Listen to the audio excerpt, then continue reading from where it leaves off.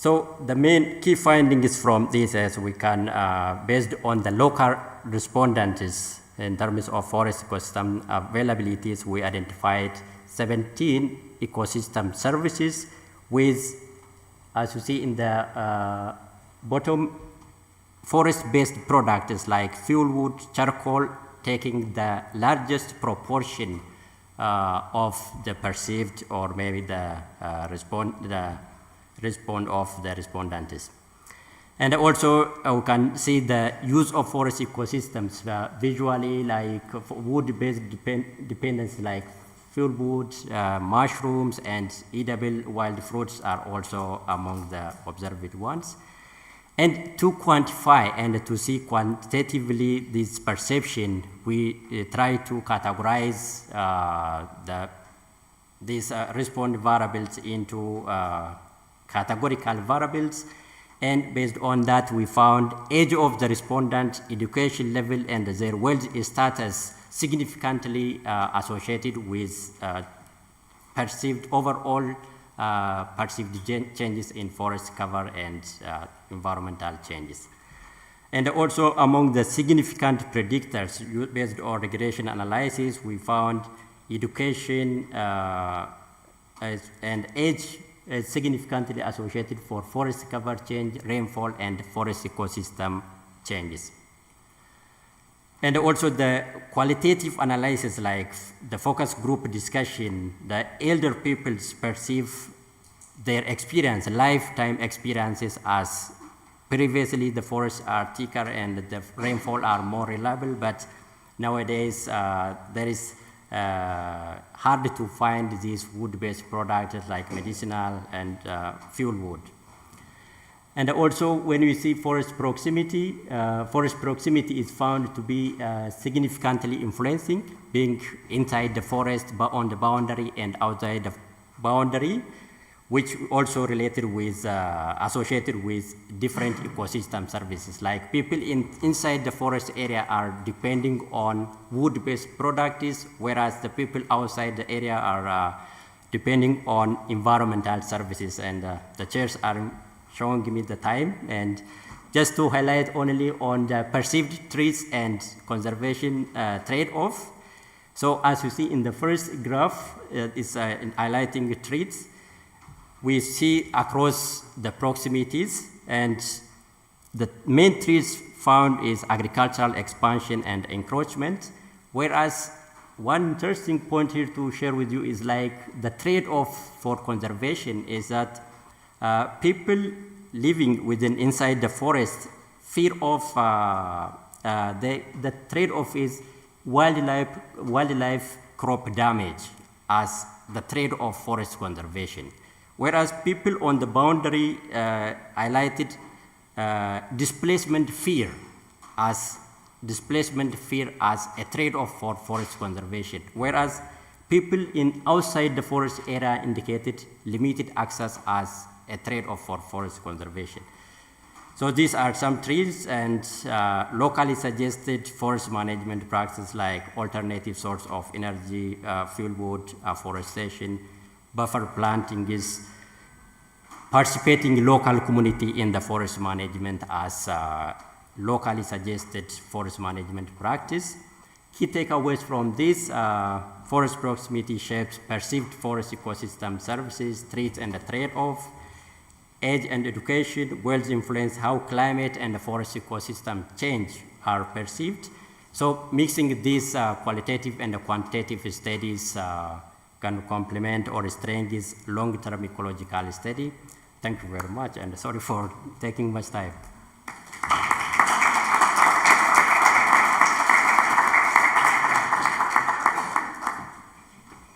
Thank you, Wonfa. The next speaker is Clara.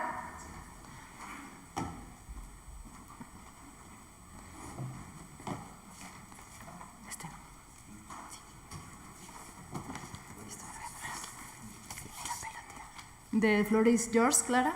Thank you, Nuski. So I'm going to present our work on title Dehesas of Polar Oak Trees as a Window into Sardinia's Past Climate. So dendrochronology is a subdiscipline that uses the tree ring growth records to reconstruct climate. Based on the physiological response of trees to variables such as temperature or precipitations, they provide a climate series with high spatial and temporal resolutions that complements the other paleoclimate studies. The problem is that most of reconstructions in Mediterranean basin are based on old trees growing in inaccessible mountain areas, which don't represent the real climate in flat areas near the population. So in mountain areas, temperature plays a major role, while the precipitations is weaker and is mainly related to the precipitations from late spring and summer, and it represents a small fraction of the annual hydroclimate. Unfortunately, most trees in Mediterranean basin are relatively young, so because of the intensive human management, and it's difficult to find old trees. However, there are an exception, the polar tree agroforestry systems. These systems, this practice has allowed very old trees growing and living in areas under heavy human pressure. But these systems have been little explored because the growth of their rings,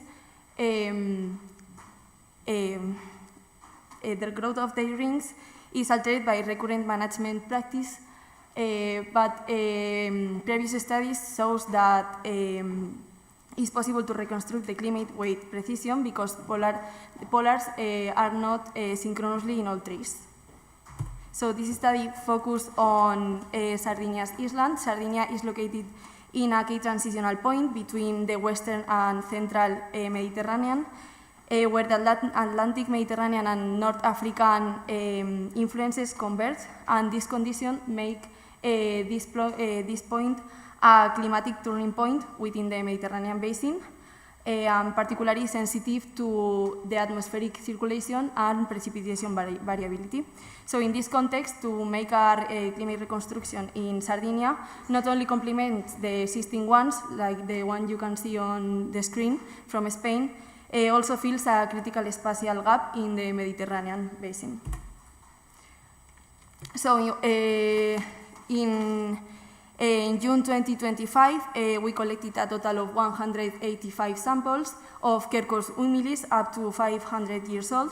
These samples were processed and photographed at our laboratory over the following months, and finally ring width series were constructed and used to perform statistical analysis. So we have four different plots that you can see on the screen.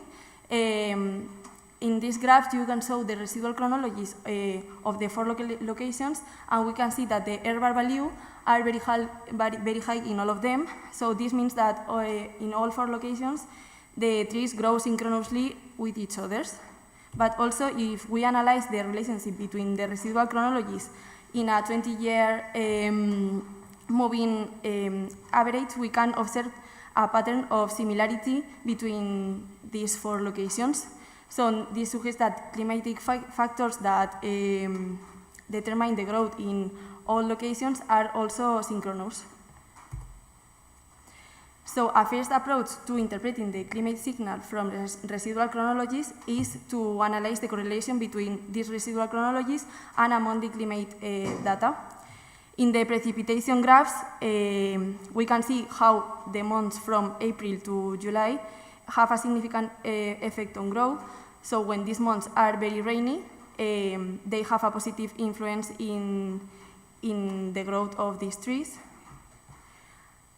So the radial growth is mainly limited by water availability during the spring and the early summer. So precipitation from these months is a most relevant climatic variable for growth in these places.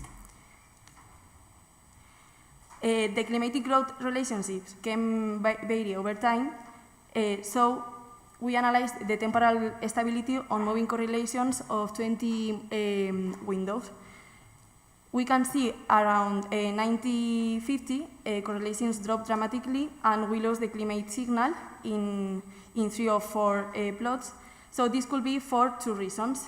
The first one, the radial tree growth doesn't necessarily respond to monthly climate averages. It can respond to a short-term events that occur on a daily or hour basis, like a late frost or something like this. And another possible explanation is that the management changed throughout the study period. Changes in density or structure or a loss of the management could influence in tree growth and their response to the climate.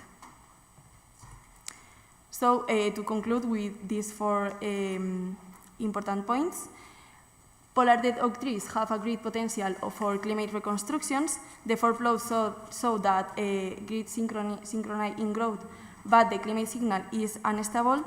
It's necessary to study in detail the phenomena that may be occurring during the years from 1950 to 1990, and as well as the loss of management practice throughout history. And finally, this study could provide climate reconstructions on a region that is still relatively unknown, contributing to a better understanding of climate patterns in Mediterranean basin. So that will be all. Thank you for your attention.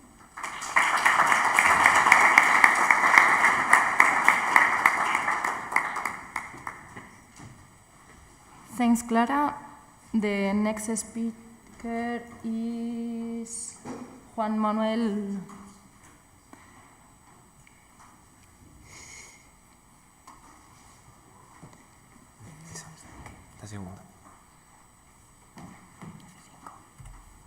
The floor is yours. Good morning, everybody. My name is Juan, and I'm going to present you my TFM project that is called Dendrochronological Methods Applied to Andean Tree Species Using Ecological Restoration. But first of all, I want to put some context in this. So we're located in the Aburrá Valley, a geographical region located in the northwestern Andes of Colombia. This region is a hotspot of biodiversity. All the northern Andes of Colombia are a hotspot of biodiversity, but it's also a hotspot of historical deforestation. As you can see, is where the Medellin city is located. So in the year 2009, the Medellin City Hall decided to launch the program Más Bosques para Medellin. It was an effort to try to restore these ecosystems that provides the ecosystem services to the population in the Medellin city. So for that, mostly related to hydric solving and carbon sequestration. So in the year 2023, a team from the National University of Colombia headed a above-ground biomass study. So we left up with a lot of samples from the trees that were felled. So we wanted to make like a comparison. We have been monitoring these ecosystems from several years using permanent plots, and now we have like the opportunity to use tree rings to do the same stuff that we were doing before. So we came up with this project, and we want to do dendrochronology in the tropics. And this is our objectives: to first to determine if the species of interest have a periodicity in their diametrical growth and tree formation. Just as Clara previously said, it's not a trivial thing, and we're going to have this before. Second, to model the growth as a function of time from the species of interest. And third, to compare the results obtained by dendrochronological methods with previous research that use the data from permanent plots. But, as I was saying, those tropical trees have periodicity in their diametrical growth. This is not a simple thing. For several years, and mostly because dendrochronology has been developed in the template zones of the planet, it was believed that the tropical trees does not form annual or periodical rings. But several studies in these recent years, in the past decades, have proved that trees not only respond, as was believed, to temperature, because in the template zones, the temperature varies annually, and that was why the trees formed the tree rings annually. But now we can see that they respond to precipitation, to solar, to luminosity, to cloudiness, to a lot of things. However, there is certain things that we need to address before. That having a rhythm doesn't mean that the rings are formed manually. So we need to precisely know what is the factor that is determining the forming of the tree rings. And for fortunate, we, in this study, know the exact time when the trees were planted. So we can just make like, oh, the trees were planted in 2009, and we are counting to 2023, 14 tree rings. We can assume that the rings are formed annually. And well, I want to introduce you to our subjects of a study, that is Juglas neotropica. Juglas neotropica is a species that has been widely used in Andean dendrochronology and has proved to form annual rings. Also, Cedrela montana is part of a genus that has been widely used in the American dendrochronology and also forms annually rings that respond to the dry seasons of the zones that it happens. But we have a problem here with Quercus humboldti. Unlike his cousins in this part of the world, Quercus humboldti is not an easy species to see his morphology. His ring morphology is really complicated, but it's also a really interesting species. It's the only Quercus species in South America, and it forms a stance where it's the monodominant species. So we really want to address this thing and know if Quercus humboldti can have tree rings, so we can develop a lot of more studies, mainly in natural forest. And now we are trying to hit these objectives, the objectives that I told you before, by taking more samples. With these samples, we want to increase our sample size so we can have like a better cross-dating and do a lot of better research, better methods that we had before when I told you with the cakes of trees. So we are now scanning this, but we want to combine it also with a technology that was developed here in the University of Valladolid, that is the capture ring, that will allow us to take more precise photos and to describe better the wood anatomy, determine the morphology of the growth ring delimitation that is mainly our purpose for Quercus humboldti, and proceed with a more accurate cross-dating for all the species. And finally, the Aurora Valley gladly has a really serious climatic research and a climatic station that has information from several years, so we want to correlate the results in the growth of the species with the historical climatic data that we are getting from this station. And with that, we can determine in a certain way or make correlations of which of the climatic factors that happen in the Aurora Valley are aheading and we are perceiving in the growth and the tree rings of the Andean species. So this will be all, and thanks for your attention.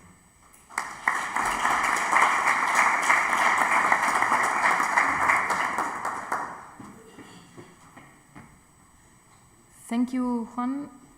The next speaker is Lisette.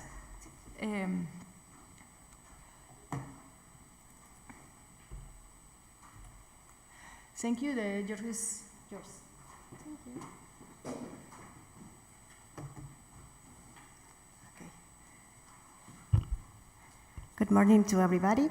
I'm going to talk about the genetic diversity of white potato relatives from Ecuador. As a little introduction, a cultivated potato is this one that you can find at the supermarkets, like here, for example, the Mona Lisa, and is well known as Solanum tuberosum. The cultivated potatoes have high yield, uniformity. You can find, like, for example, the potatoes are with the same size, shape, and color, but most of the cultivated potatoes are susceptible to some disease, and for that reason, they are pesticide dependent. On the other hand, the white potato relatives they have low yield, they have variable size of shapes and colors, as you can see in the picture. Like, for example, you can find dark, pink, a lot of colors and shapes of the potatoes, and also they are very small. But the most important characteristic of the white potato relatives is that they have a big source of genes with disease, and also to resistant to abiotic stresses like heat, drought, and freezing. For that reason, the scientists use this type of white potato relatives to create new varieties, and they are used in potato breeding programs. So, My project was in Ecuador. We evaluate the wild potato relatives from Ecuador. Ecuador is in South America, is this small country that you can see, but we have a high biodiversity. So every project, every research that we do in order to know more about our biodiversity is very important.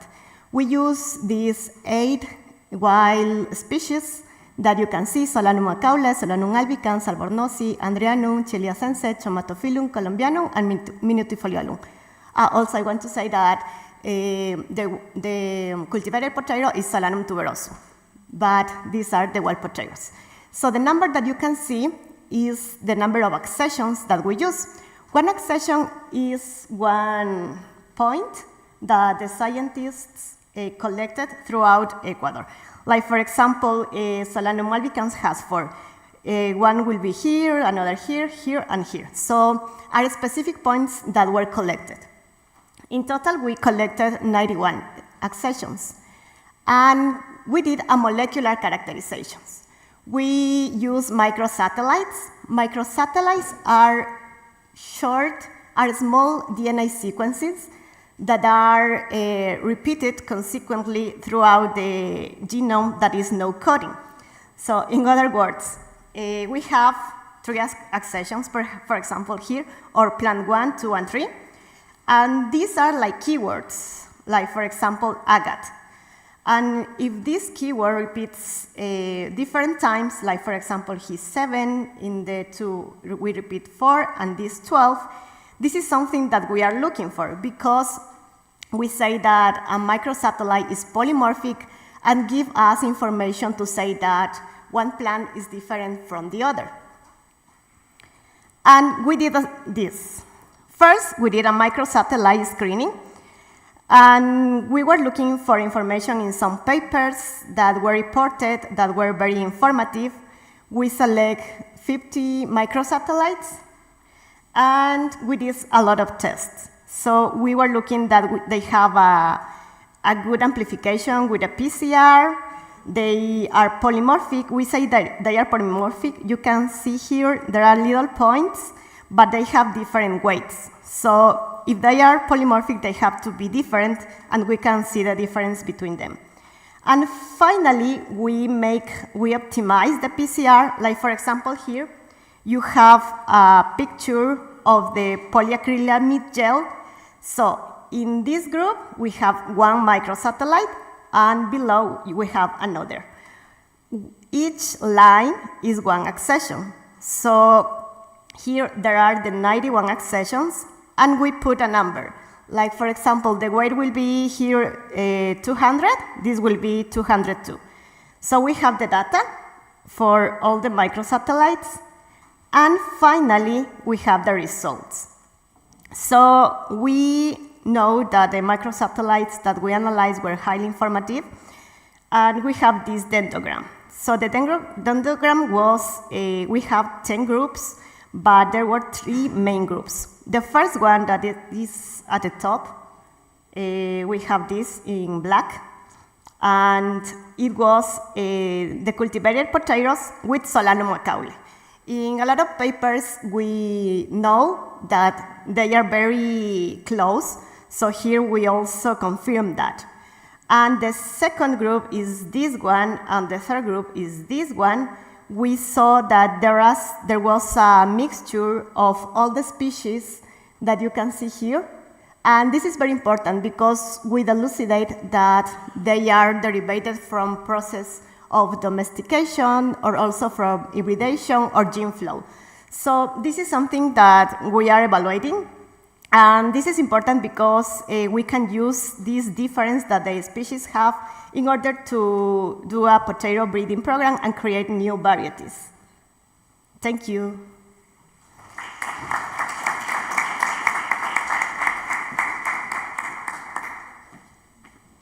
Thank you. The next speaker is Herminia. ¿Funciona el mando? Sí, creo que sí.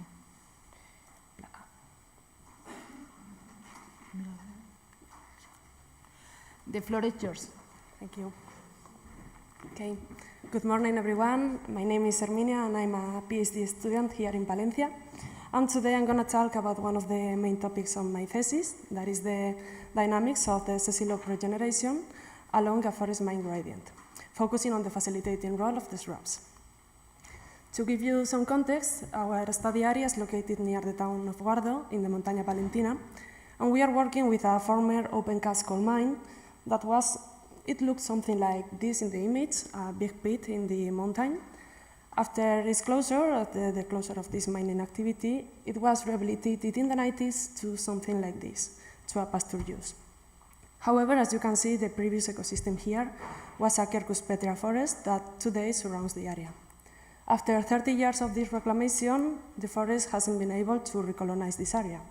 And this is due to 3 limitation factors. First of all, we have a subhumid Mediterranean climate with summer droughts, along with the lack of edaphic structure that generates a water stress for the oaks, because the rehabilitation of this soil was not well done. And finally, we have the herbivory pressure from domestic animals and the wildlife that pasture the area. However, in these cases, when the stress conditions are higher, the presence of nurse species can help in the facilitation and establishment of some species like the oaks. This is the case of the nurse shrubs that are present in the mine, species like Cytisus scoparius or Genista florida. Previous studies has already proved that these shrubs can actually improve the microenvironmental conditions under their canopies. They improve the soil conditions, the water retention, and also they protect against herbivory. So knowing all of this, our objective here will be to assess this facilitating role of the shrubs in a temporal and spatial dynamics to assess, in this oak establishment along a forest mine gradient. So for this, our experimental design consists in characterizing some permanent plots that were established in the year 2010 along a forest mine gradient. For this, we established 3 different environments. First of all, we have the forest plots that you can see in the map in green. In the map, you can see the mine area of study that is circling in yellow. The green plots, as I said, correspond to the undisturbed forest that are closer to the mine area. Here, the acorn supply is obviously higher.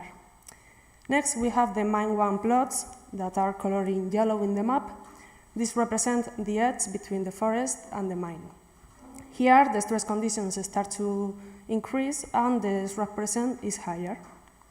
Here, also, the undisturbed forest influence this area, so the acorn supply is also high. And finally, we have the mine 2 plots represented in red, where the stress conditions are higher, but the shrub present is also important. Here, the acorn supply is going to depend on sow quarry because it's not close to the forest. Well, in these plots, we have been collecting data during 14 years, so this is a long time period study. And we collected data of density, recruitment, seedling survival, height and growth parameters, and the level of shrub protection. We also differentiate between the sunny area facing south and a shady area facing north. With all of this, here are the results for these forest mine gradient plots. First of all, we look at the density through time, and comparing this between environments, we can see that there is no surprise that the forest has the higher density parameters, and it is maintained through time. However, in the mine 1 environment, there is an increase from the first year to the last. If we look at the exposures, we can also see a big difference between the sun exposure with higher densities and also a significant increase. Then if we look at the annual recruitment, we can also see that it is higher in the forest, but there are 2 peaks that affect the 3 environments that correspond to the year 2015 and the year 2020 that correspond to the masting years. These are the years when the acorn production is higher.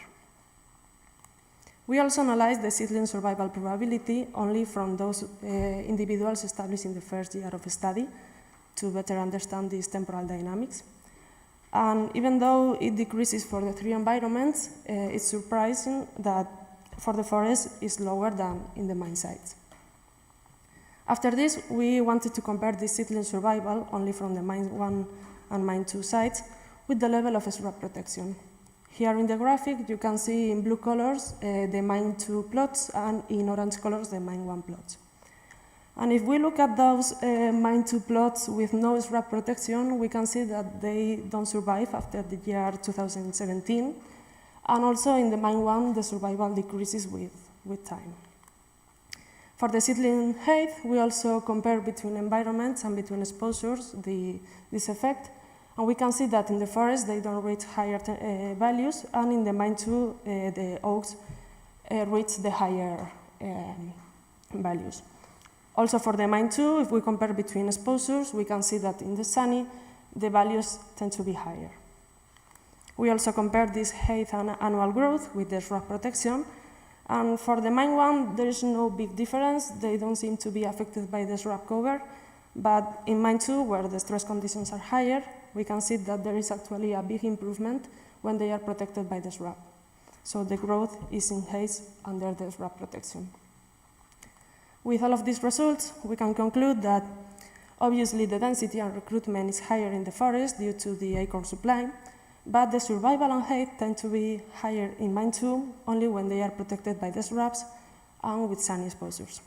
So we can conclude that the density is in the forest and in mine 2 is maintained because of those recruitment peaks that we have seen.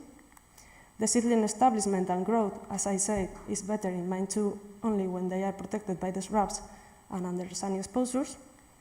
And the survival rates, as we have seen in the first results, are higher in mine 1 because of the shrub protection and because of the forest influence. It's the best conditions in this case. All in all, we can say that narce shrubs are effective ecosystem engineers in restoration, and they should be considered as a nature-based solution with low input technique. This is all for now. Thank you for your attention, and thank you for the Restormine team for all the help.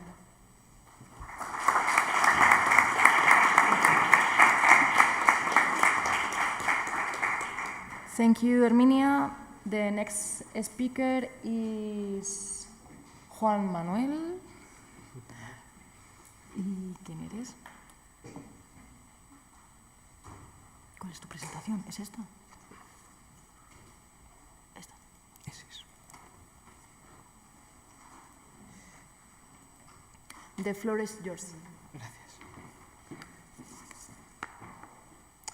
Good morning. Thanks for all person that organized that meeting. My name is Juan, and I'm going to present the study on adult Atlantic salmon pre- and post-reproductive movements in the southern limit of its natural distribution range, a case study using radiotelemetry in Bidasoa River Basin in Spain.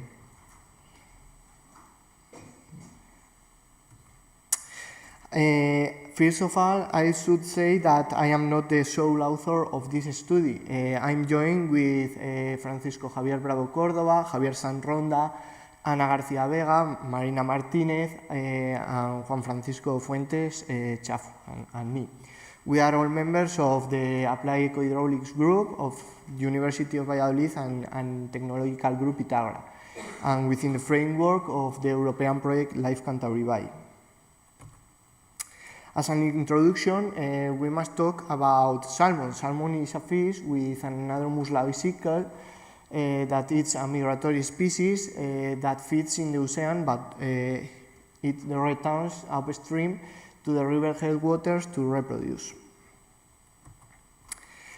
The study focuses on the Bidasoa River, especially in the foral community of Navarre at north Spain, almost on border of France, and in the town of Vera, that is here.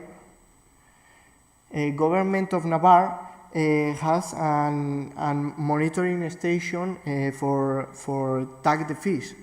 The river also has numerous dams associated to hydroelectric plants that fragments the river. There are 9 dams that are start here in Nazas and finish in Elizondo. The location of study area is very important because the Bidasoa River represents the southern limit of natural distribution range for the Atlantic salmon.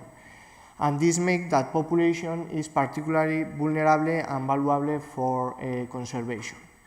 Like we said, the river is highly fragmented by the hydroelectric dams like Nazas or Santiburcio. There are four principal study objectives. The first is analyze migratory patterns, second, assess infrastructure impact, third, identify mortality hotspots, and fourth, enhance conservation. The primary method used was radiotelemetry tracking. It's a monitoring technique that involves attaching radio transmitters to the salmon to track their precise location and migration patterns throughout the river basin. Then data is processed with GIS and statistics. To make the study more visual, I bring two extreme comparative cases. Two salmon with different endings, one that reaches the sea and the other dies. These cases allow us to observe and compare migratory problems of salmon in the Bidasoa River. Both salmon are from the year 2018, where of 29 cases studied, only 4 reaches the sea after going up to reproduce. The first case is successfully the upstream migrant. The salmon managed to swim upstream, overcoming many dams during floods. Afterward, it returns to the sea after reproducing. It goes to Irun and he reaches the sea. After the other extreme, almost all salmon are case B. After being tagged in Vera, in the station of Vera, it swims upstream to the nearest dam, that is Navasturen, and it can get past this dam. It remains in the area for 2 months and it reproduces, but then during a high tide, it swims downstream until the last dam before the sea, that is Nazas, entering the hydroelectric channel till 3 times, and it died in that channel. The preliminary findings of the study shows that downstream migration is the main bottleneck that produced the 95.4% mortality versus upstream success. Hydropower infrastructure acts as a very ecological barrier, especially for large individuals. This is a call for action because there is an urgent need for improved passage solutions, both upstream and downstream, to conserve this population at their distributional limit. Thank you. Any questions?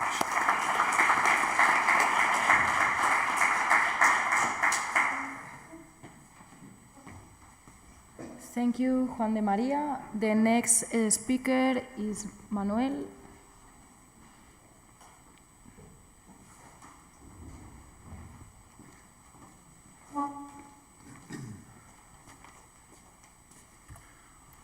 The floor is yours. Thank you, Neski. So, good morning, everyone. It's nice to be here again and tell you my progress in my PhD. Well, unlike my colleagues, I didn't try to answer these nice questions about ecology, dendrochronology, genetics. I'm an engineer and I try to focus on generate tools and data for forest management. So, today, I'm talking about crop morphology models for Aleppo pine using LiDAR data with terrestrial laser scanning and drone LiDAR. So, in our forest, especially in fire-prone ecosystem, crop morphology plays a key role because it determines the canopy fuel structure, commonly explained with variables such as crown height and crown density, and canopy bulk density also. However, crown structure is still poorly represented in many forest models because of the limitation in traditional field measurement. The Spanish National Forest Inventory is a great dataset. They include basic descriptors of the crown, but not for all the trees. So, for a species without a available crown profile model, these fuel parameters are derived under the assumption that the crowns have relatively simple forms, like cylinders or cones, and assume that the biomass from leaves and a small branch is homogeneously distributed. Then the fire simulators predict unrealistic scenarios. So the main object is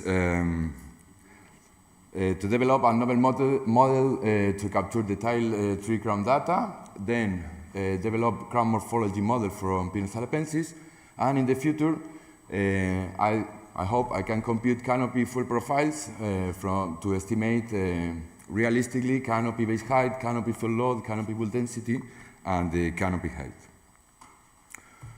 So our study area is in these 5 zones, in Palencia, Navarra, Zaragoza, in Guadalajara, in Navarra. We measure around 10 or 12 plots with 17 meters radius. And in every plot, we measure classical variables from a traditional forest inventory. Then we use the terrestrial laser scanner between M5 and 9 scan positions. If we have, if the plot is very dense, we also put an extra scans, but at least we have 5 positions from the terrestrial laser scanner. Then we fly the drone and take the data. So this is the workflow. We have the drone lidar, the terrestrial. This works. This thing, okay. The terrestrial laser scanning, the drone lidar. Then we need to co-register these point clouds, have a big dense point cloud, and then we need to do the tree segmentations. We do this in 2 steps. First, with a deep learning algorithm called TreeLearn, but doesn't work perfectly. So in the second time, we need to do a manually refinement of the crown. So we spent like, I don't know, 6 or 7 months in this step in the tree segmentation. Then, when we have this data set, we compute tree level variables and plot level variables.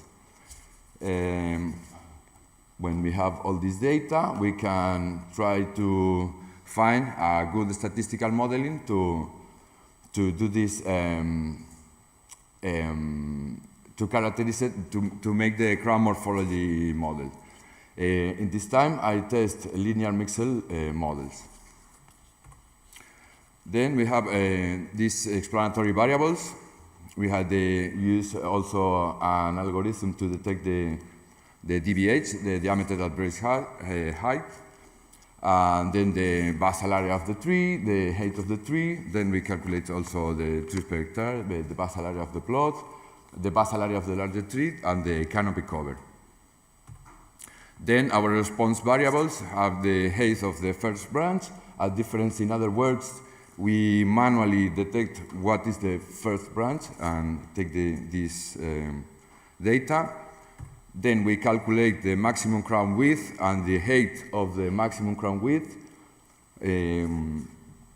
We take the equivalence rig with the same area. For this is the maximum crown width, and then we calculate the equivalent of the circle with the same area. Then we also have all these slices from the tree between 30 centimeters. And then with this we can compute also the crown volume for every tree, just the sum of the volume of every section. Then with our first result is an amount count of data.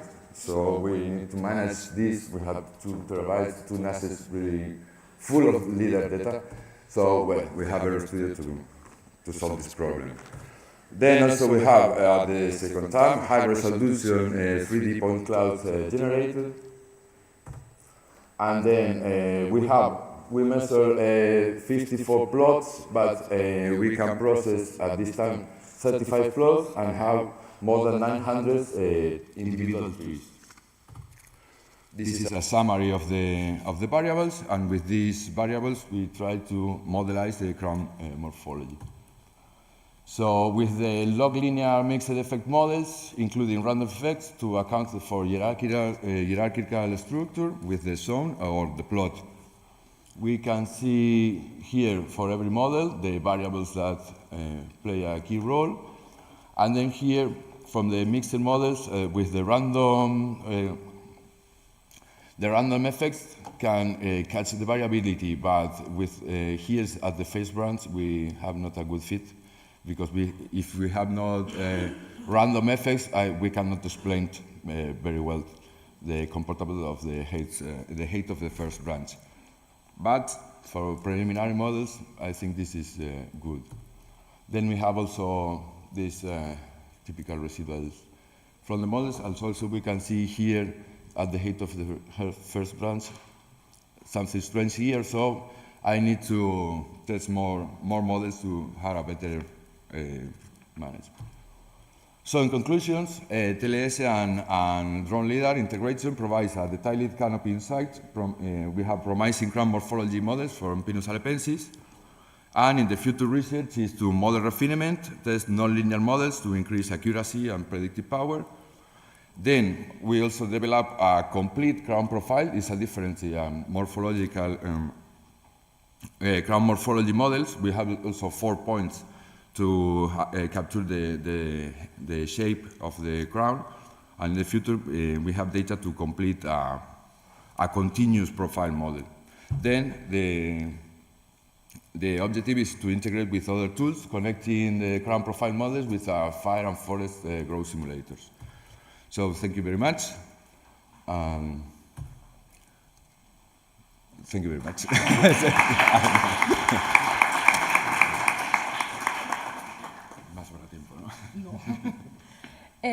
Thank you, Manu. The next speaker is Jorge.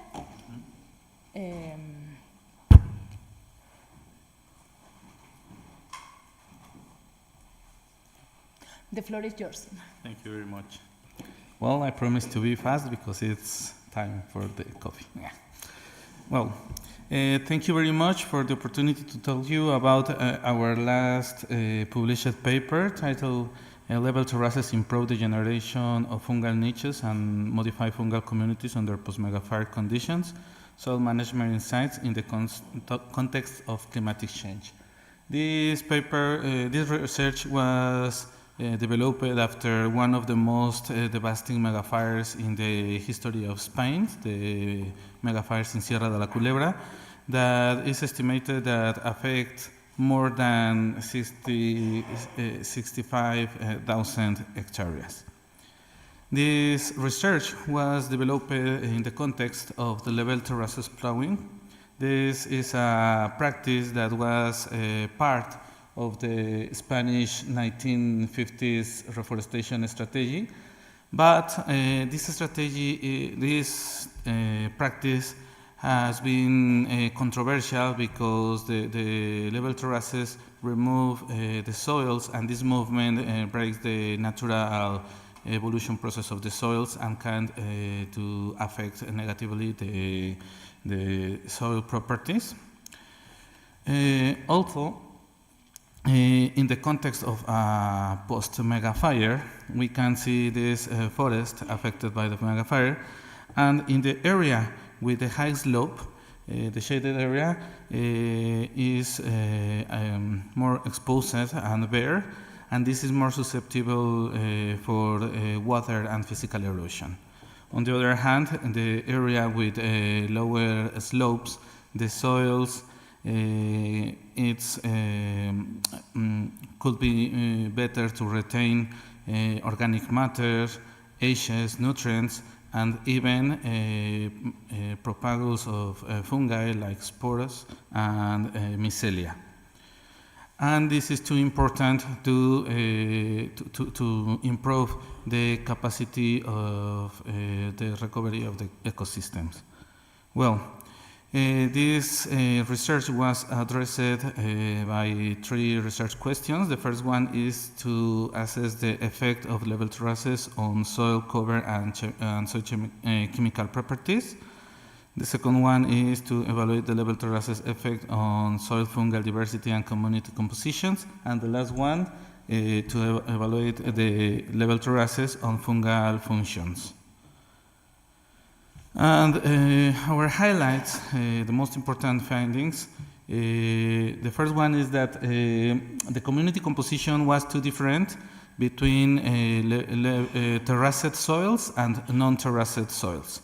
The terraced areas were more associated with nitrogen and potassium contents. And it's important to highlight that, remember this, because the grass is an important factor that was improved by level terraces. On the other hand, many edible fungi taxa and ecologically important fungal taxa were more associated with terraced soils. And well, we can see in this picture part of the Sierra de la Culebra areas affected by this mega fire. And we can notice that in this part, many of pioneering plant species are growing. And this is a part with terraced areas. If you cannot see easily the terraces, well, this is the terraces. And as you can see, the pioneering plants are growing. Following with the second research question, the level terraces do not change the fungal functions. As we can say previously, the fungal communities are changed, but not the fungal functions. And this is too important because following with this correlation, if you remember that grass was one of the most correlated with terraced areas. Grasses are positively correlated with different important fungal guilds, like arbusculum mycorrhizal, exomycorrhizal, and different saprotrophic fungi. And this is too important for the ecosystemic recovery. Finally, this structural equation model shows that level terraces has a directly impact in the nutrient content as nitrogen and potassium, and specifically with the growth of grasses. And indirectly, the level this growth of the grasses can to improve the fungal recovery because the grasses represent new fungal niches. Thank you very much.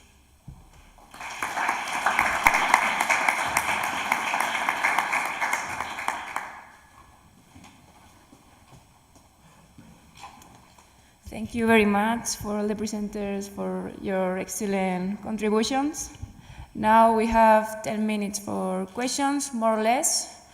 So go ahead with any question you have. Someone? There? Okay, thank you. I'm Professor Munir from National Forestry School of Morocco. I used to come here and to share with you every year since 10 years ago, this Young Forest meeting, and it's really excellent. I would like first to congratulate all the presenters for their wonderful presentations. And I have some question. First, for the lady who presented about potatoes. Yes, you at the end, you gave us a clustering dendrogram, presenting clusters. I would like to know what is the metric that you have used to be able to identify these clusters.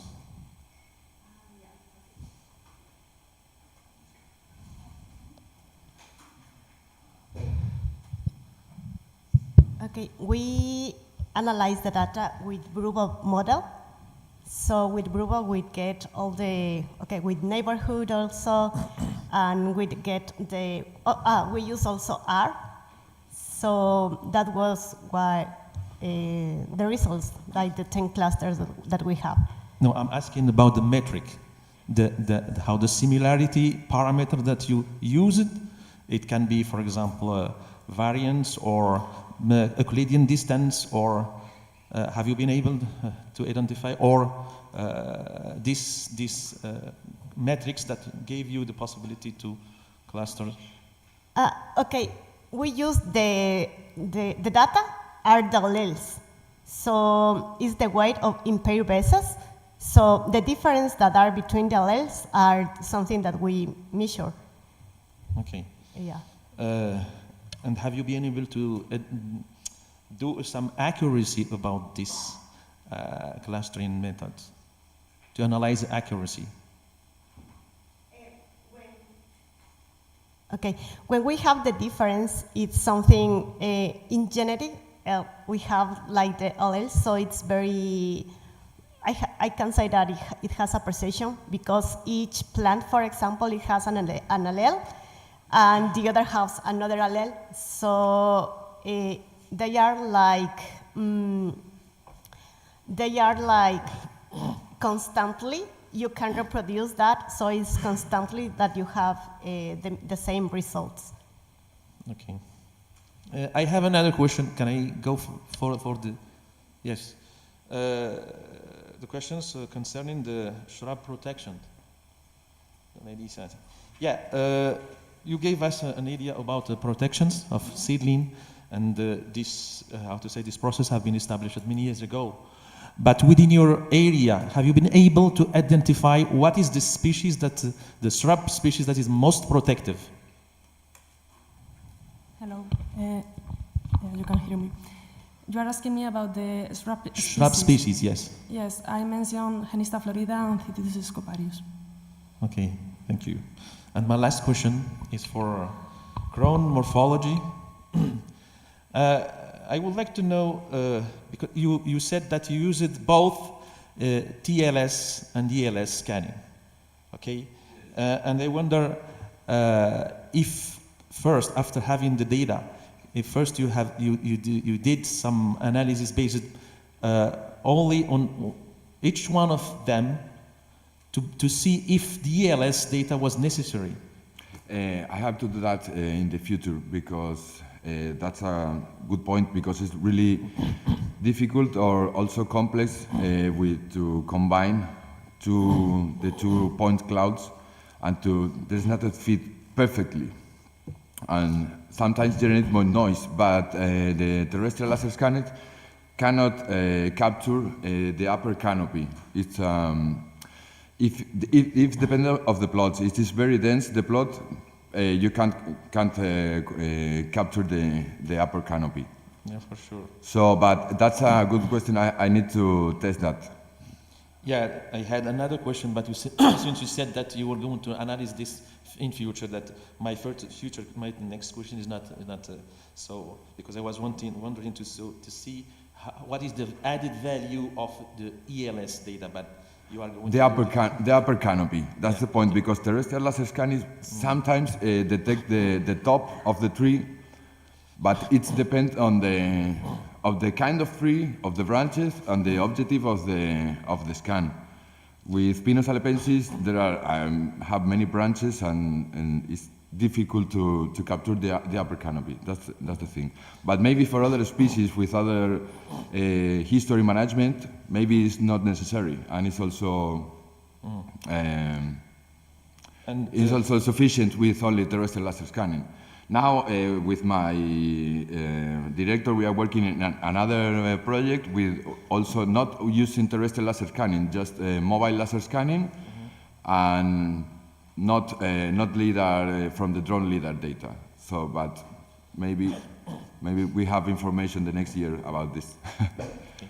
And for the modeling process, yes, you did the models between the attributes that have been calculated, estimated upon LiDAR data, and the attributes that have been observed in forest inventory.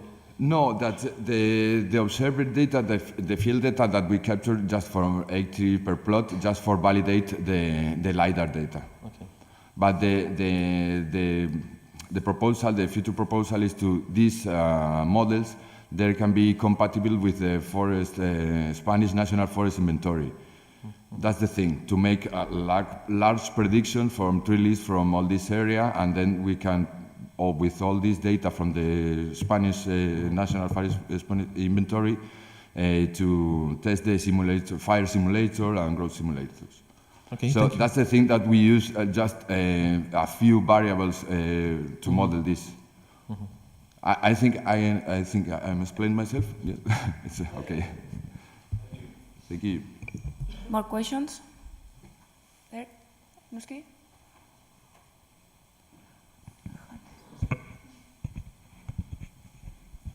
Yeah, thank you, Hans Bretsch from Technical University of Munich.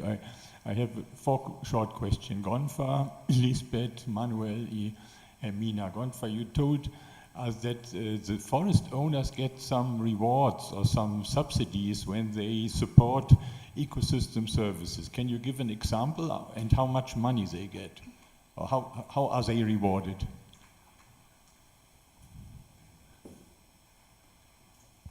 Okay, thank you for your question. And in this context of this Managasha Suba forest, the issue of ecosystem payment or RED plus, for instance, in other part of the region, there is experience of this, but in this context, there is no payment for, because, there is no payment for ecosystem services or benefit sharing for the local communities.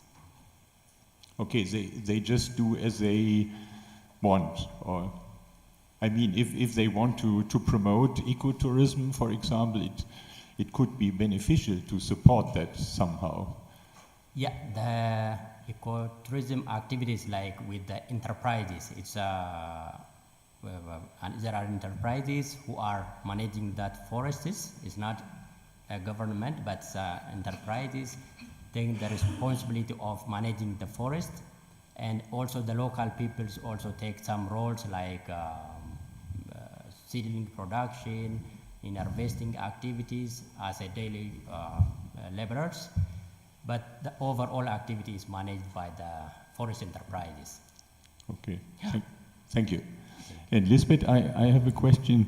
We had similar research about the trade-off between growth and defense in trees, that we saw that trees either grow a lot or they invest a lot in defense mechanisms, so to make the wood more stable. And we found that depends a lot on the site conditions. So on poor sites, they invest more in defense and resistance, and on rich sites, they invest more into growth. And that the gene expression depends on the soil conditions. Do you find something similar in potato? That the soil conditions, I mean, that rich soils, if you fertilize, that then they grow more, and if you have poor soils, that they taste better, the potatoes. Okay, about soil, we didn't do anything. So we only, now we studied genetic diversity, only genetic diversity, but also we were trying to know more about, for example, late blight, some genes resistance to late blight, but no more. Okay. Yes. So the soils were always the same when you did the comparison? Yes, there was a mixture of soil. I remember, I don't know the name in English, but there were a little components in the soil, but it was the same. The same substrate. But we didn't study that. Mm-hmm. Okay, thanks. And Manuel, I had a question with, is it possible to get some information about the crown transparency? I mean, the crown shape and profile is important, very important step for modeling, but it's also important to know how much light is intercepted, and for example, in models, it's important for mixed stands, it's important to know how much light goes through the crown to maybe another species, one layer deeper. Yeah, that's interesting, but I don't study that at the time. But I mean, you have the point. You have the nice point clouds, and you can use that for that, or? Yeah, there are just the point clouds, and if we with this point cloud we can take measurements, but that's like a different approach to use these crown profiles. Is good for, I don't know, to understand the luminosity came from the soil, or there is luminosity available from other species to make mixed forest. I don't know. Honestly, I don't know. But I think this work has, I don't know, function as a tools for other could be used approach. Yes, that's the thing. I think. And Mina, my last question is the shrubs probably that are nitrogen fixing species, or but the main question is, are they natural, or are there some ideas to spread to seed, to bring out seeds in order to improve the oak growth? I understand if you are asking me if those shrubs are there in a natural way. We didn't plant them. They completely natural. Yeah, they were. They appeared there in the pasture in a natural way. And what was the first question? Sorry. Is that the main effect? Is that the nitrogen fixing? I guess they fix nitrogen, but I'm not studying that. I know they can improve the soil conditions by improving the fauna and the water retention, and I guess they retain nutrients like nitrogen, but it's not my case of study, so I'm not sure. As in some German and Canadian mining areas, they bring out the seeds of oaks, for example, and pines, and at the same time the nitrogen fixing species. So they use a mix of seeds in order to, from the beginning on, provide the facilitation. So that could also be done. I mean, not naturally, but by seeding. Yeah, I know that when this restoration was made, they filled the mine pit with some rocks and steriles from the mine, but they also did some hydroseeding and fertilizing the area with some nutrients. So I guess. But not seeding. They did not put in seeds. Yeah, they put, but I'm not sure which seedlings, but I know that Genista florida and Cytisus scoparius are from the area. Okay. They are natural from this part. Okay, time's over. I don't know if we can. Yeah? Okay. Last one. Okay, I am Miriam del Rio from EC4 in Madrid for the Forest Research Center. I have a question for Clara. And I would like to know if you took some samples from the branches, so you can see when the trees were pruned last time, and relate to this lack of relationship with the climate conditions. Yes, you asked me that if I look for the pruning in the ring of the trees, or if you know when the last pruning was done. Not at all. No. I think in 1950 maybe, because it was the loss of management in these places, but I don't know certainly. No. I think that maybe taking some course in the branches, you can have an. Yes. It could be an maybe. idea. Okay. Yeah. Thank you. Okay. So we are moving now to the coffee break and the first poster session, please. And the session has finished. We're moving. Thank you. Thank you.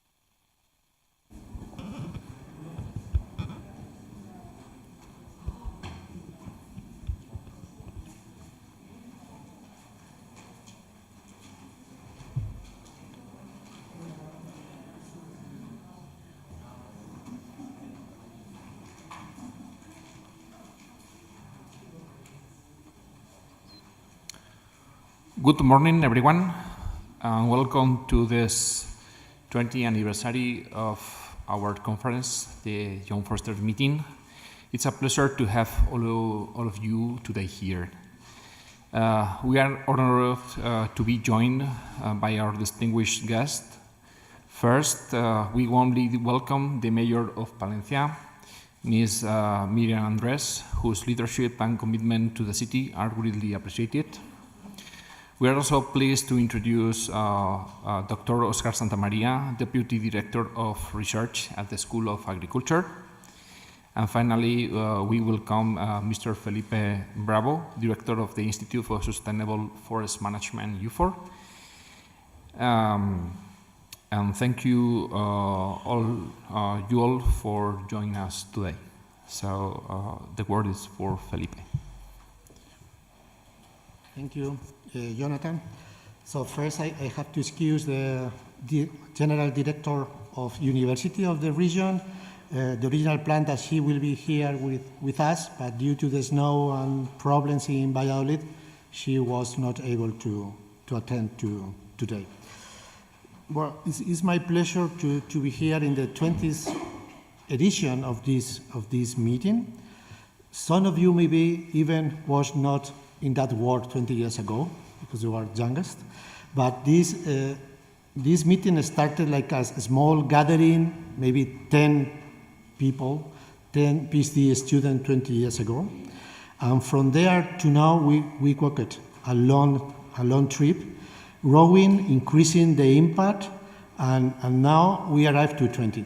I say that it's not easy to start things, and it was not easy to start this type of event, but it's even more difficult to maintain during 20 edition, in a row that allow us to say that is the oldest young researchers meeting in the University of the Valladolid. And I'm pretty sure that also is one of the best in terms of diversity, in terms of contents. And also this year originally was for doctoral students. Then we expand to master student, and then master student from the master Medford and the master data forest, that all of them are here together today. Then we expand to senior bachelor students. It's making like a pipeline. This year we have a new incorporation. We incorporate the Bachillerato de Investigaciones y Excelencia from the high school. This evening, some high schoolers that now are in the high school, they have classes. They will join us, and they are the poster with the projects they are working on during the last month. So if the junior or senior bachelor student or the master student are afraid about what are you saying today, imagine the high schooler how they will be this evening. Please ask them questions politely, if possible, and welcome them, because I think that it's really great to have this pipeline with people interested in science from the high school to recently PhD student graduate or even early stage researchers. I want to thank the school and also the city to be here today. That's a show of support of our continuous work in the institute, in the U4, that is the Research Institute of Forestry at the University of Valladolid. Thank you for coming. And now I leave the floor to Professor Oscar Santamaria on behalf of our school. Thank you, Felipe. And authorities, colleagues, attendees, good morning, everyone. On behalf of the Higher Technical School of Agricultural Engineering, it's our pleasure to welcome you to this event, especially because in this edition, as already said, this meeting celebrates its 20th anniversary. So congratulations for this goal. The commitment of the school to this kind of activities is clear, as research is one of our main objectives, in particular in the field of forestry, in which our researchers stand out at an international level. So, very briefly, I wish you a very fruitful meeting, and I hope it fully meets your expectation. So, thank you very much. Thank you. Good morning. First of all, I apologize for my English because it's not very good. So I'm going to be very brief. Welcome to this beautiful city of Palencia. It's a pleasure to address you as mayor here at the headquarters of our university, an important green campus in Spain. You are in the ideal city to research sustainable forest management. We are a city with a large green area, and I am convinced that your time on this course will be very beneficial for your future professional work. I hope you will have time to visit this city with its rich historical and cultural heritage. We have, for example, we have the third largest cathedral in Spain, and we have the largest sculpture of Christ in Spain. As for the food, my recommendation is important, is that you don't live without trying our patatas a la importancia, menestra de verduras, and roast suckling lamb, nuestro lechazo. Thank you, nothing else, I'm suffering. Thank you.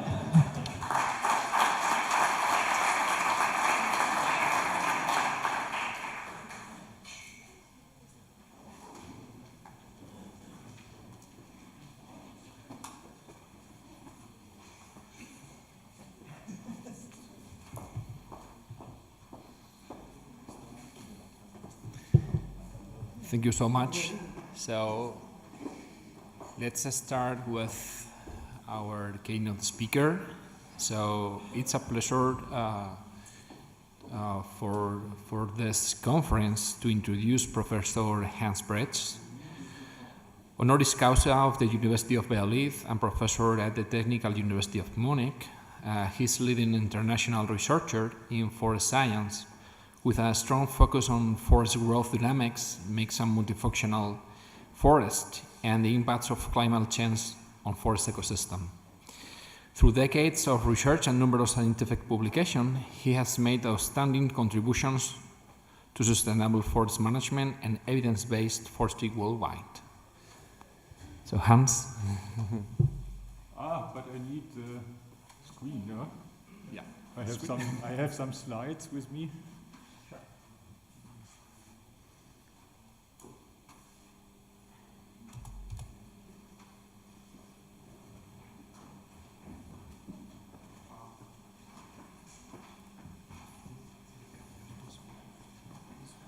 That is mine. And maybe you can switch off the light a bit. Otherwise, I mean, reduce the light a little bit in front.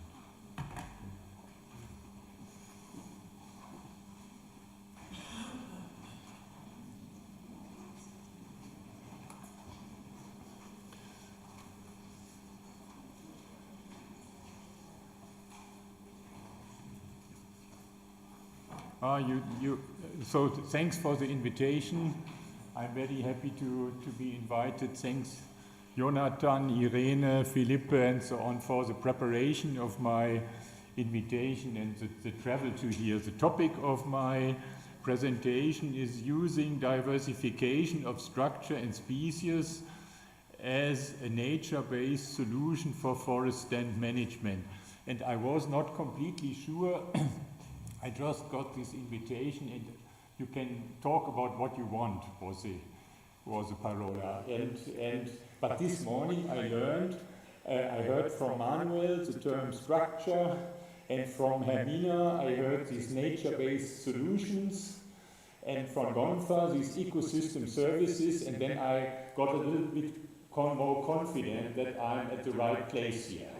So I want to talk about these nature-based solutions, so how we can contribute in forestry to nature-based solutions. And I know that some, for example, Professor Del Rio, she does not like this, she told me she doesn't like this term nature-based solution. That is a political buzzword. And the foresters do that already since centuries, that they create nature-based solutions. But I think that is on the political agenda, and we have to show that some things, what we do, for example, when we want to create oak stands, Hermina told us that it is intelligent and smart to use the facilitation between different species with different traits to get the oak settled and to establish, and that is a nature-based solution. So here is a definition: actions inspired by nature to solve problems and provide ecosystem services. For example, if we would bring out artificial fertilizer or irrigate with a high carbon input, that would not be very nature-based or very smart. But for example, if we mix in an intelligent way, or if we cut gaps, or if we use the facilitation between nitrogen fixers and tree species, that can be nature-based. For example, what is not at all nature-based, that is when I come here for one day by plane to give this talk. But there are so many people here today, and I hope somehow that pays off, that I came for one day.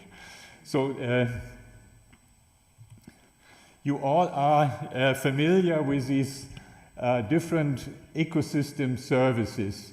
The regulating services, for example, the carbon protection or the erosion protection, the supporting services like biodiversity or water cleaning, the cultural services like recreation or human health and aesthetics, forest aesthetics, and here the provisional services, that is a traditional part, and they are simply a little bit in the background in the last 20 years, but they are still very, very important, these provisional ecosystem services. And I just show you some numbers here from the EU at the EU level. That is a standing stock in cubic meters of forest at the EU level. That is the annual growth. So you see that 2%, that is a good thumb value, that 2% per year is produced in forest in terms of timber. So in terms of biomass, 2%. And the annual demand is presently 0.6 billion, but the demand is increasing. So the prognostication is that it will increase until 2050 by 30 to 40%. So that means either we import from Brazil or from Russia, where they do huge clear cuts, or we try to increase the productivity here to integrate forestry and not to create too many national parks or set aside areas. So the idea can be to create more forests or to make the existing forests more productive. And the traditional approach, very, very simplified now, the traditional approach in managing forests was to establish plantations. So since 200 years, the forests do like this. And then they then to treat them in a way that they get more and more homogenized. So that means this is a diameter distribution of a stand, and if we would rotate this diameter distribution along the x-axis, then we get the height distribution of the stand. So that is more or less identical, as there is a strong close allometry between tree diameter and tree height.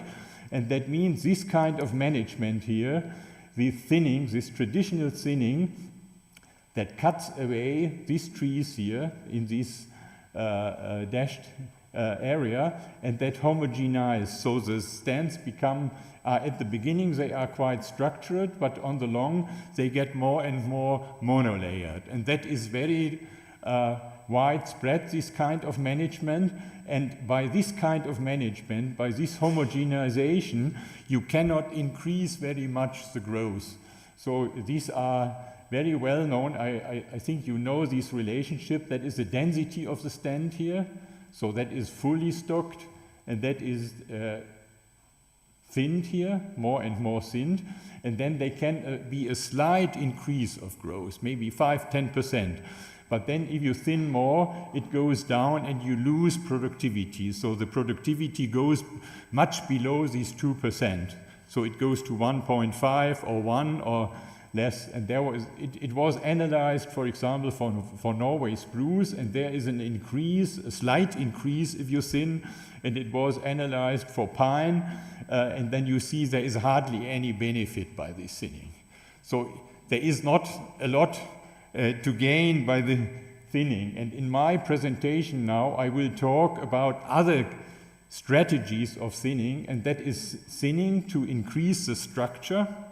So not to have all the trees in one layer, but to widen the structure, to make the diameter distribution, which, for example, can be quantified by the coefficient of variation of the tree diameters or by the Gini coefficient. So a low coefficient of variation, for example, would be 0.1, and a wide coefficient of variation of diameters would be 0.4, 0.5, 0.6, and at the same time it would widen the height distribution and the range in which the trees are distributed along the y-axis, so along the height of the stand.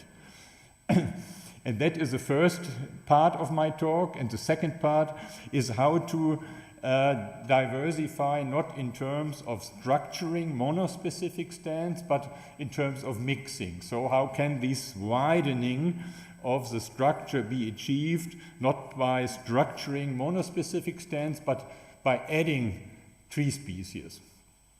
And then the last part, so that will be about 15 slides here, and the last part, that will be 5 slides, that is the common principle behind the structuring and the mixing. So there is a common principle behind that, and I will address that and also derive some consequences for the management. So that is more empirical here. What is behind this structuring and mixing, and how can it be used for management of existing forest stands? So that are about 15 slides, and that are 5 slides, and then you have already done it. So very early already, there were some forest pioneers in 1885, 1920 in Central Europe, like Borggreve or Möller or Reiniger, who had the ideas to treat forests not in the way I showed you before, that you homogenize, but they wanted to increase the structure. And normally the pioneers in forest practice are not very well recognized by science. So often they have some ideas, and the scientists are skeptical. For example, these very, very well-known people like Wiedemann or Assmann, or they were skeptical with this structuring. But they had the idea to structure, so that means not to cut out the small trees to homogenize, but to cut out tall trees, not all tall trees, but some tall trees, to improve the structure. That means then the result is not this structure here, this homogeneous structure, but they come from the right side and cut away these trees, and then you widen the structure. So you can improve the space occupation and the heterogeneity of the stands. And Borggreve and Möller, they were the believers. Yeah? They thought that is like this, and Reiniger was the first who said, we trust in God, but the others need data, so we need data. And he started to establish trials to analyze this. And there was one very important scientist in Central Europe, Sterber, who measured for 50, now I had a contact with him as I did not know exactly one date, and he told me, no, we measure since 50 years, we measure these stands. And then they look like this, so they started here 40 years ago, and there you see the size distribution here, and they tried to widen the size distribution. That is a diameter here, and they started with a Gaussian diameter distribution, so very homogeneous.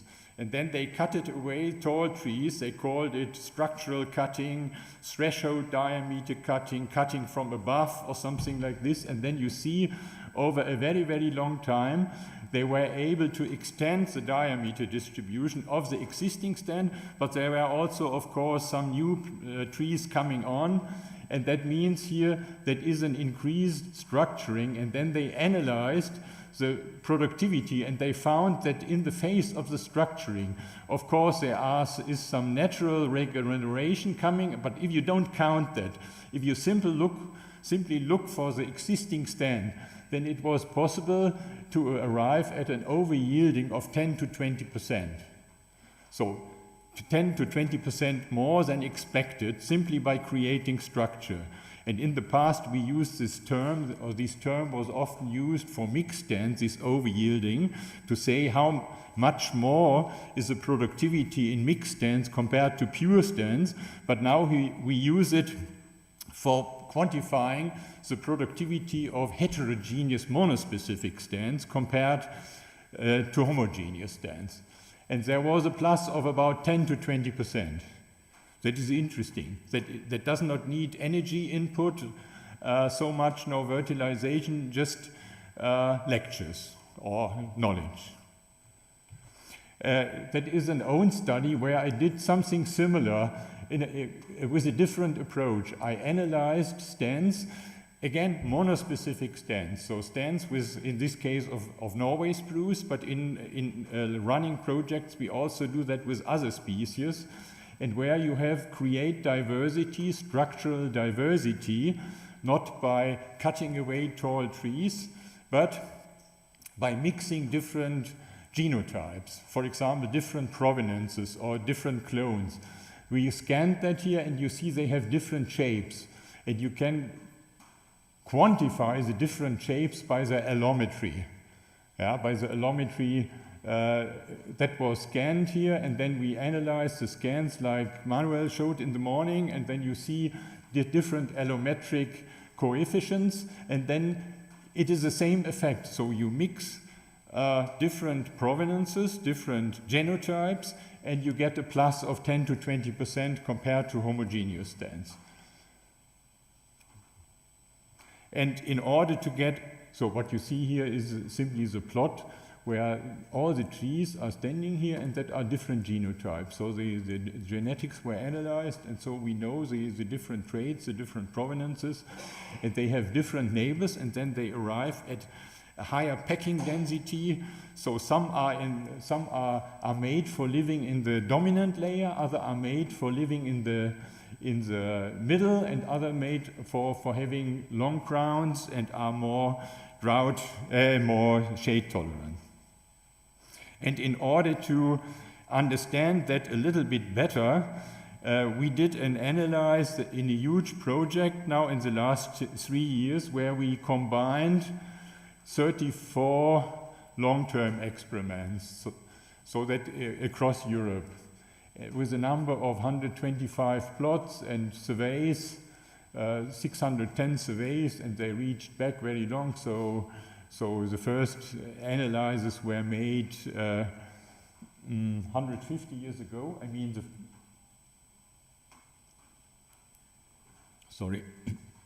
the first surveys were made 150 years ago. So this value of long-term experiments was harnessed.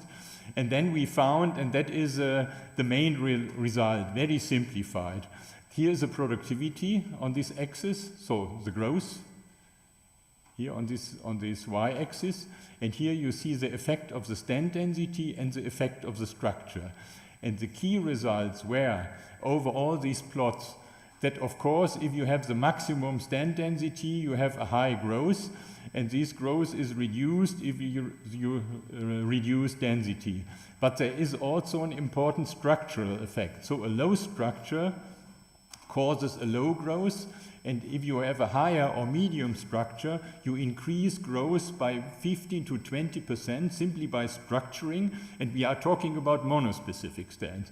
By structuring, and then that is not completely clear whether it goes down again or it keeps, it may differ depending on the species. So it behaves if the structure is getting very, very high. But the key message is that even in monospecific stands, the structuring effect can be very important, and structuring in this context means widening the size distribution, widening the height distribution, increasing the space occupancy, and this was analyzed for Norway spruce here. And maybe in case of the other species like pine or oak or beech, that may be different, this pattern, but in case of Norway spruce, it is like this.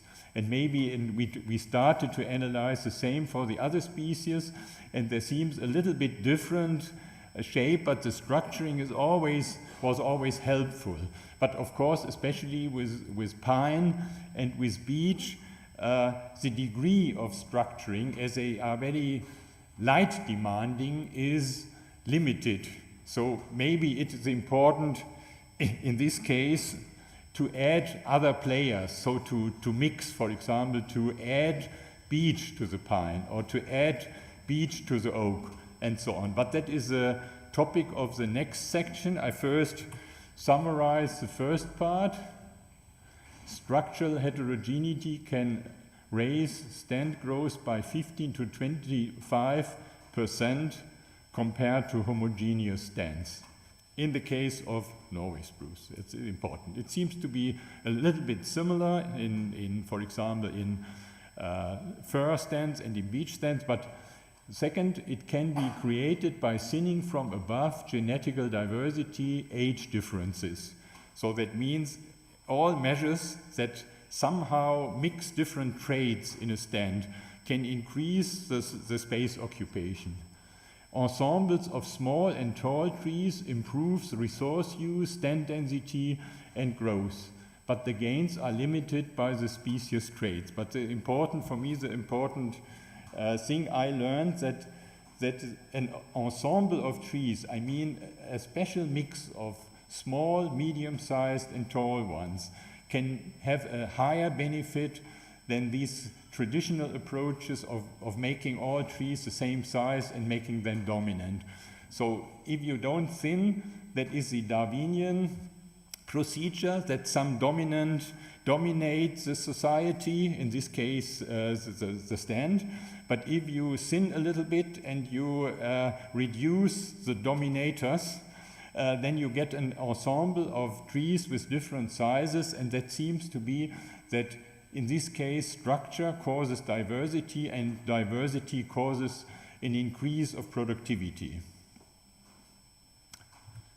So I get to the second part of the talk, and that is now the effect of mixing.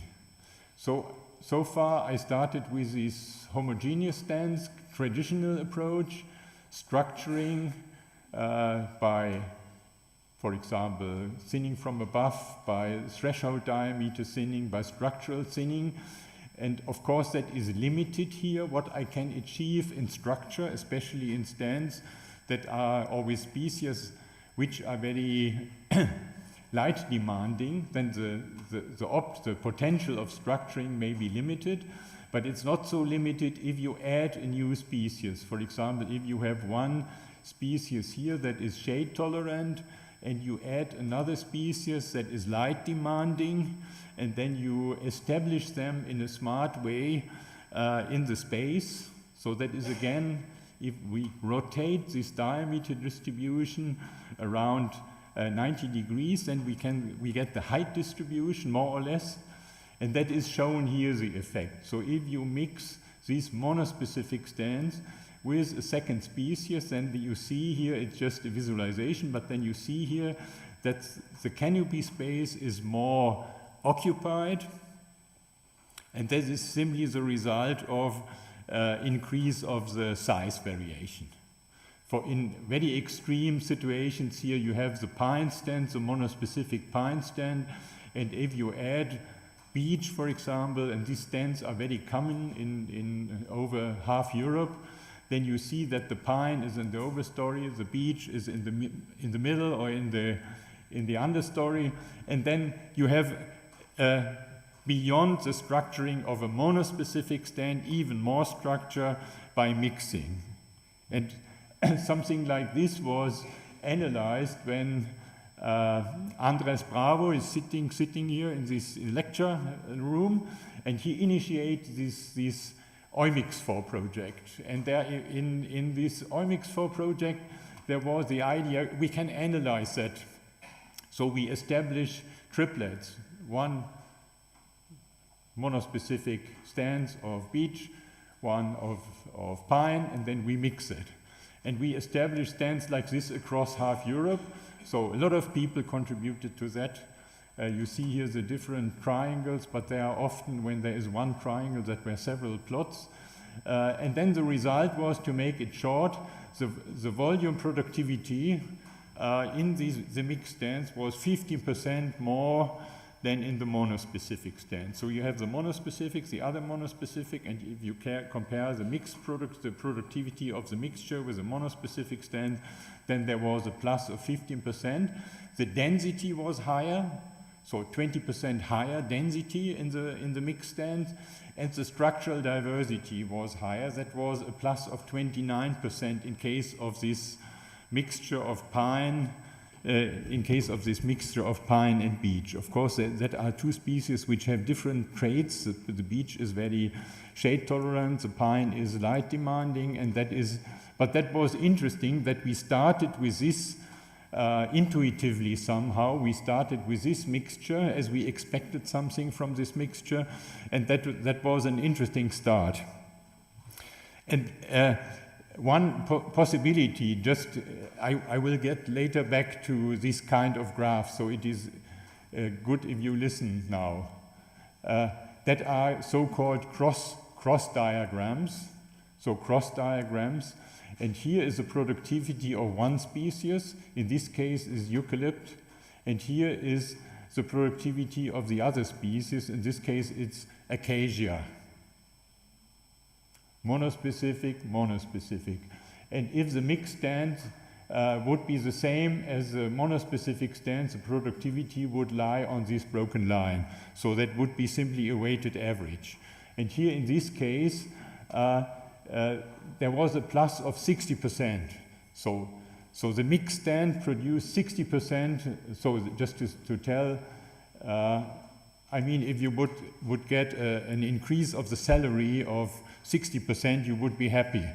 And in case of the productivity of forests, it is creates happiness for the forest owner, as it's without fertilizing, but it's a little bit the same effect as Hermina showed this morning, as you have a mixture of one species which is not able to fix nitrogen, and another species which is able to fix nitrogen.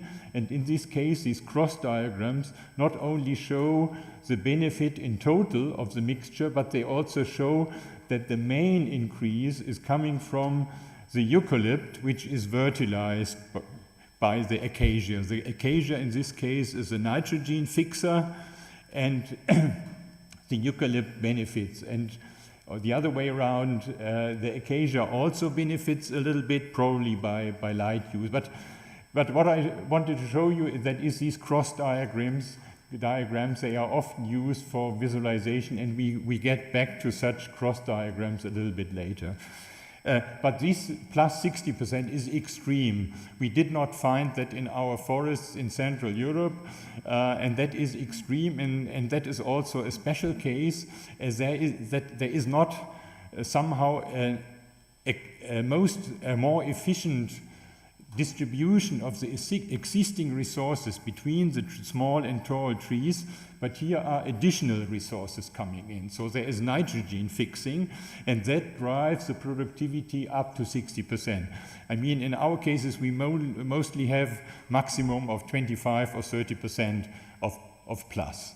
But here in this, so that is a special case, this mixture of acacia and eucalypt, and I showed it more to show a special case and also to show these cross diagrams.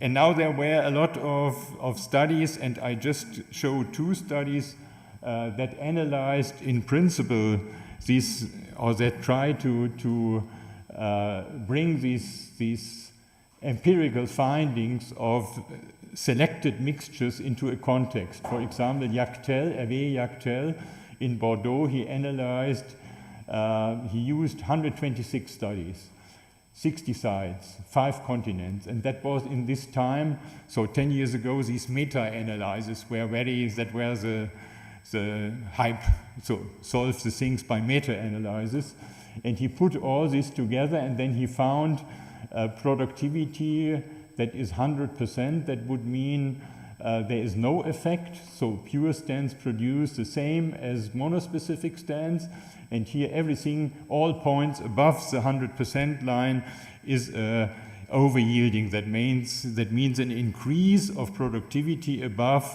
the monospecific stands.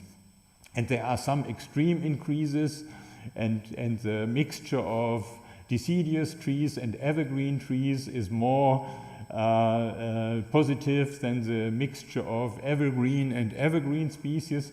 But in essence, he found on average a plus of 15% over all these studies. So there were no own studies, that was just a kind of compilation of existing studies, including the studies Andres Bravo did, this pine beech study. And that was based on long-term experimental plots, so very very, very important work here. As experimental plots, they provide very, very good data. I mean, they measure very precisely over long time periods. And the other extreme here, that is Liang, what he did, that he analyzed for 45 countries worldwide, very many sample plots, so more than 700,000 sample plots. So that is the other extreme, not very precise measurement, small plots, but a huge number of plots worldwide. And he found it's the same. He used the species number and the productivity. And one thing, on average, there was a plus of 25%. But what was more interesting, he had, especially by the stands of the subtropics and tropics, there were stands with 153 species or so, and he found an asymptotic development. So if you have one species and you add a second species, the marginal benefit is very high, so can be very high if they are complementary regarding their traits. If you have a third species, the empty niches are already a little bit reduced, and so that is an asymptotic curve. So it is not so surprising. It's the same if you fertilize, so the first, or if you drink a beer, the first is the best, and the second is already decreasing a little bit, and then it becomes more and more asymptotic. Yeah. So that were studies, and they provide a general knowledge which is not so easy for.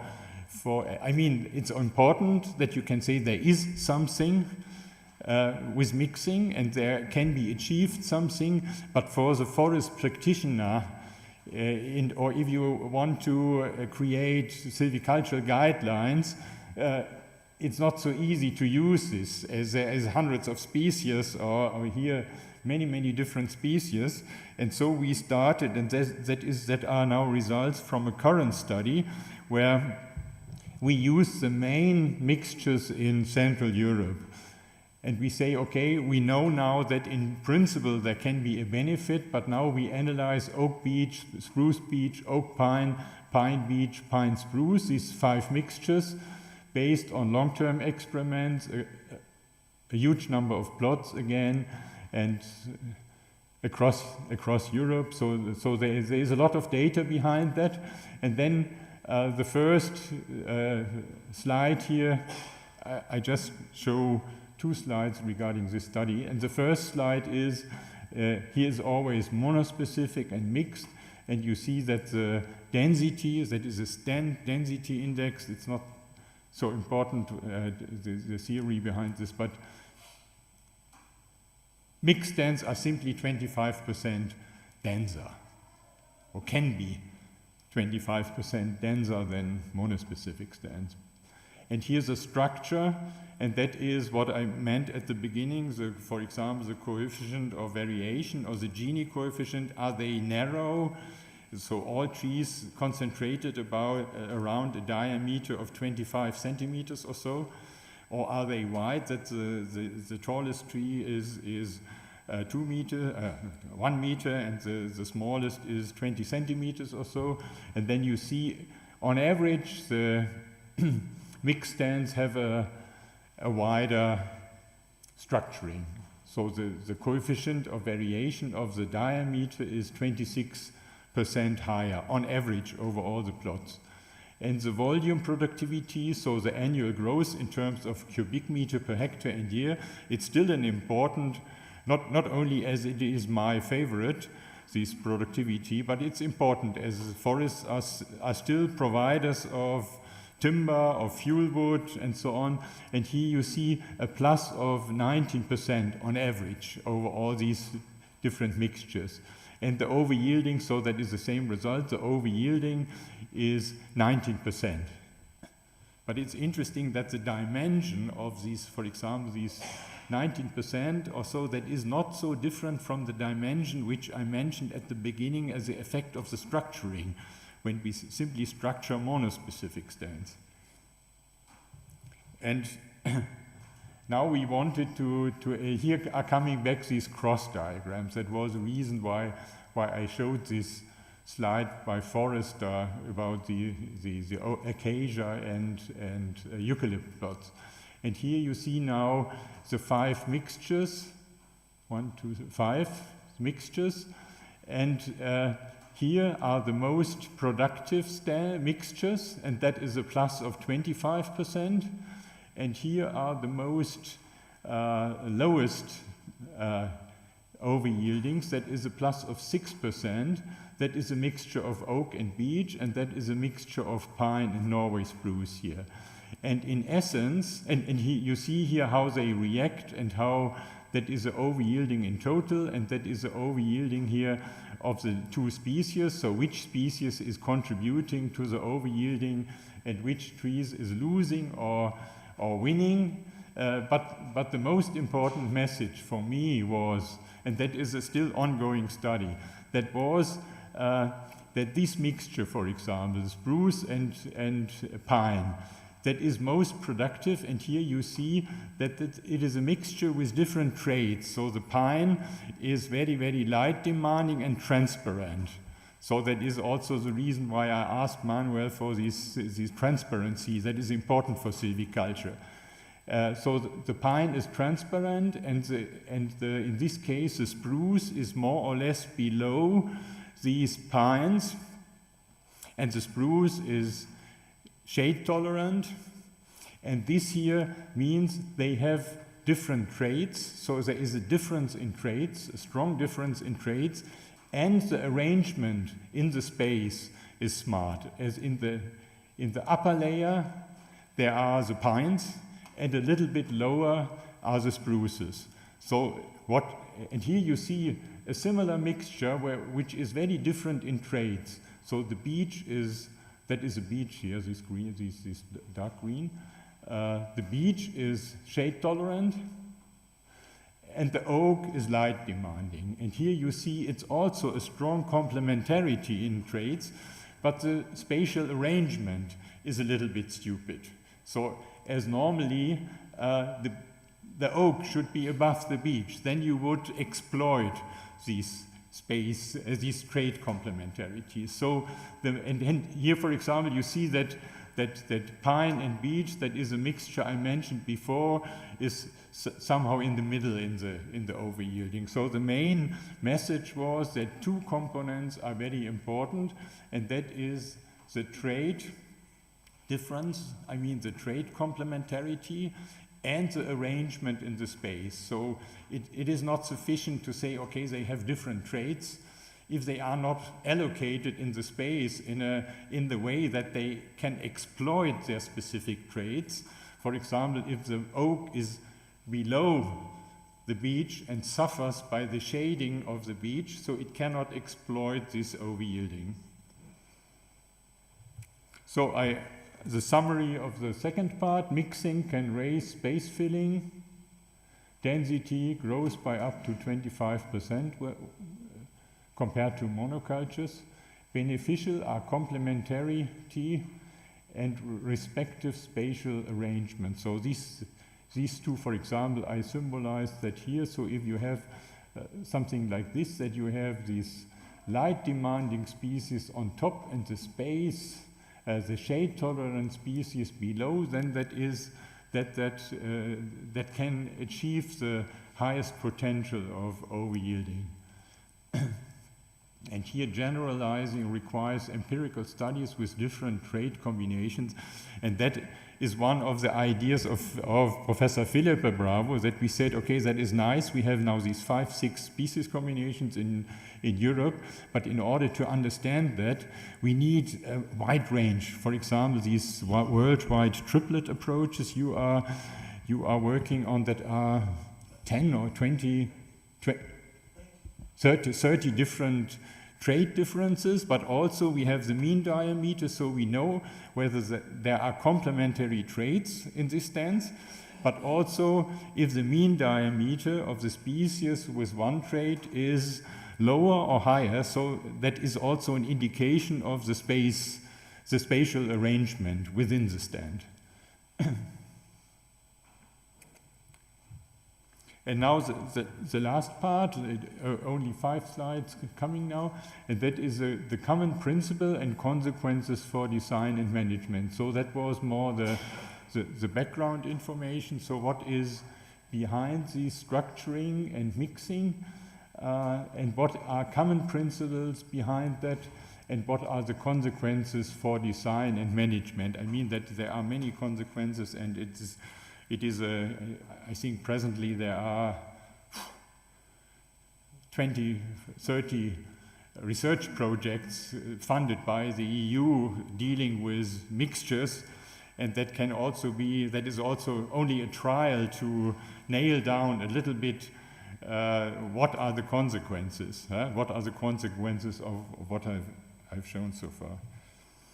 And one common principle for me, how I understand that, and some partners too, that is here the visualization of what is going in monospecific stands. So for example, if they are completely layered, if they are monolayered, then a lot of light is reflected and not used for the stands. So it's simply going back.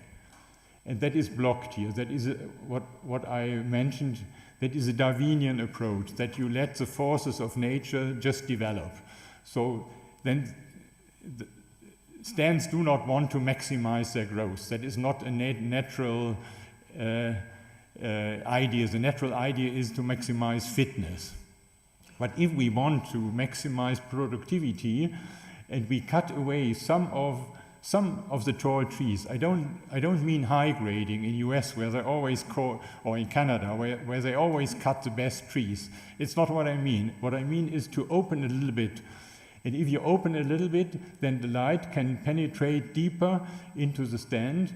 And if you open a little bit more, the reflection is less and the penetration is going deeper.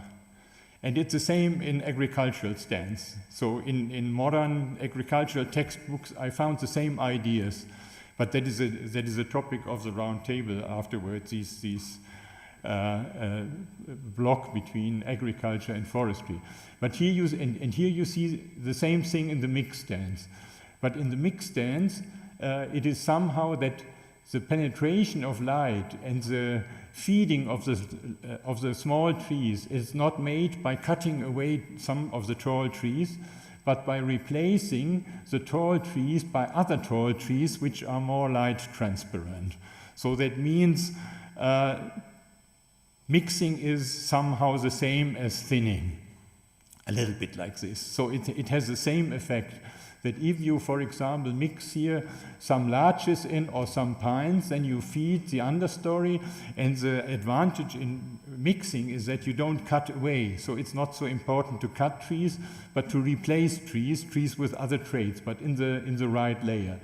And so for me, it becomes very obvious that a key role in both systems plays the stand structure.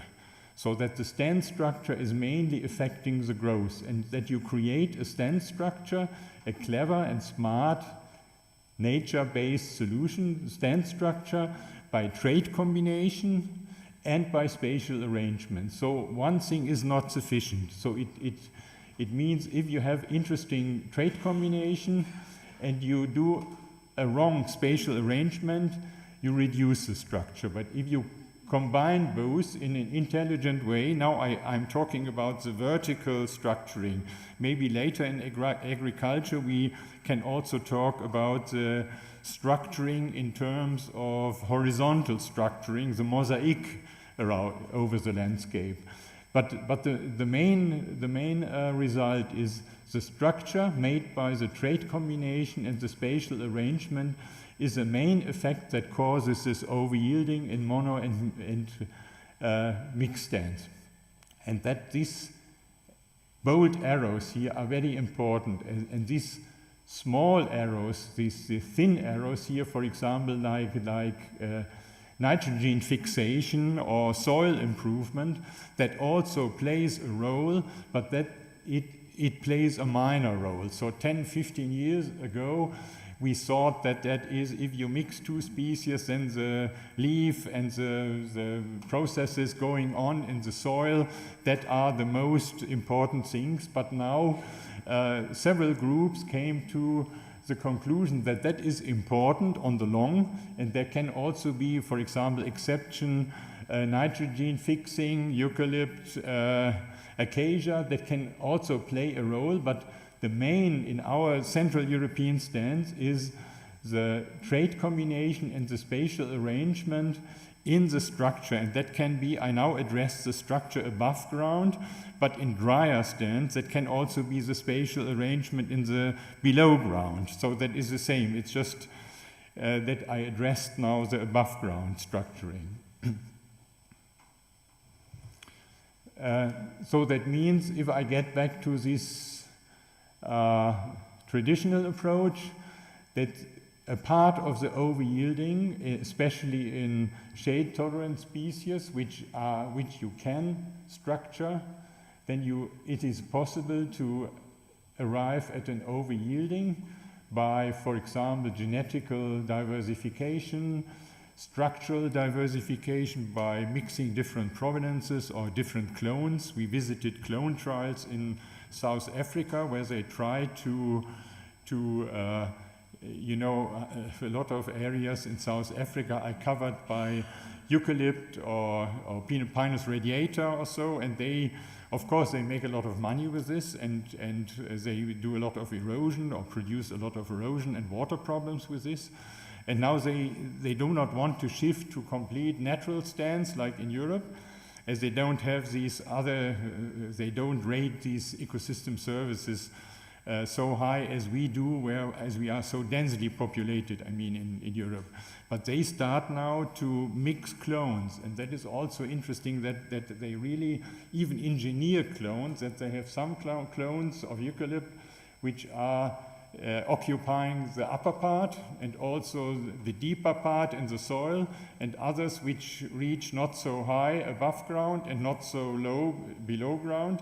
And that means that is a structural difference that can cause a structural differentiation, or an allometric, I mean allometry in terms of what is a relationship between diameter and crown. Some have a diameter of 20 centimeters and a crown with a width of 5 meters, and others with 6 meters or so. So that can also be interesting to combine different allometries or different ages. We know that oak, for example, is shade tolerant when it is small, and it is more light demanding when it gets older, and so it's also possible to use a monospecific setup, but differentiate the age, and then you also cause different traits. Also, it's the same species. But of course, this approach here is limited, especially in case of light demanding species. And I showed that these over-yielding of mixed stands, if that are combinations which are intelligent mixtures, you can achieve a lot of, and that are always average values. So when I showed you these hundreds of plots, there are also some where you have an over-yielding of 100% or 120%. So that are average values, as these exceptions are not so interesting. Important for forestry is to know, or for a forest owner, it's important to know what can I achieve on average. So is that reliable, what they are doing there in Palencia or in Munich or so, these group of forest scientists.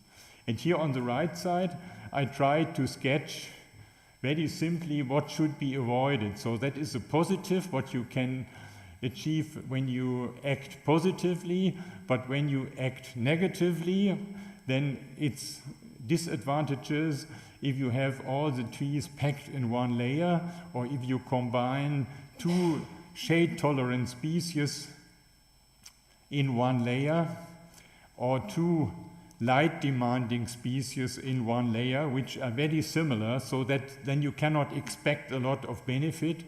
And very negative is if you have in the upper canopy the shade-tolerant tree species. Shade tolerance means mostly, nearly always, that the crowns have low transparency. I plotted, for example, of many species, the shade tolerance, according to Ninemets, for example, then you have the shade tolerance of 150 or 200 species, and the light transparency of the crown, and then it's always like this, that the higher the shade tolerance, that is very nice, but the disadvantage is always, if there is a high shade tolerance, the crown is very intransparent. So I mean, if you combine this here, that you have in the upper part, for example, the beech, and in the lower part, the birch, that does not work on the long, so that there is no benefit. Now the last to this chapter 3, and I want to bring again these mono and mixed species stands together into one general concept. And I tried in the first part of my talk, I tried to show you that the stand density can increase the productivity. Here's always the productivity, the stand grows. And that also the structure can increase. That is for monospecific stand, and that is for mixed stand. And if we put that together, then we see that the main benefit from the mixture comes from the fact that the mixtures are more structured, and so the productivity is a bit higher, and the maximum stand density can become higher in mixed stands.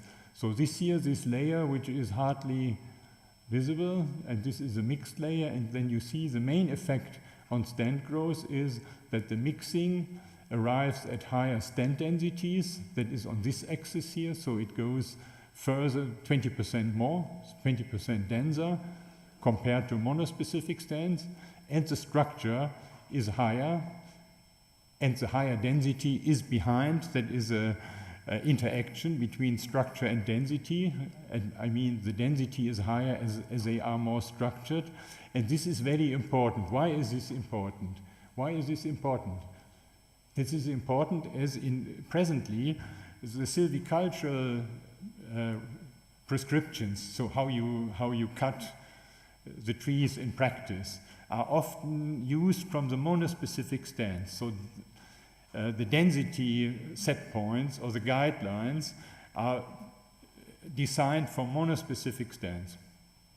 And if you would apply them for mixed stands, you would, I call that the thinning away of the mixing effects. So you reduce the density and you reduce the structure, and the consequence here, it is, for example, mixed stands which is kept a little bit denser, and here that is a mixed stand which is managed like a monospecific stand. That means if you follow guidelines which have been scheduled for monospecific stands, and that is done all over Europe, as there are hardly guidelines for mixed stands. Very few. We tried to make we made a questionnaire for more than 15 countries and found hardly in Spain there are some guidelines for mixed stands, but qualitatively, not quantitatively.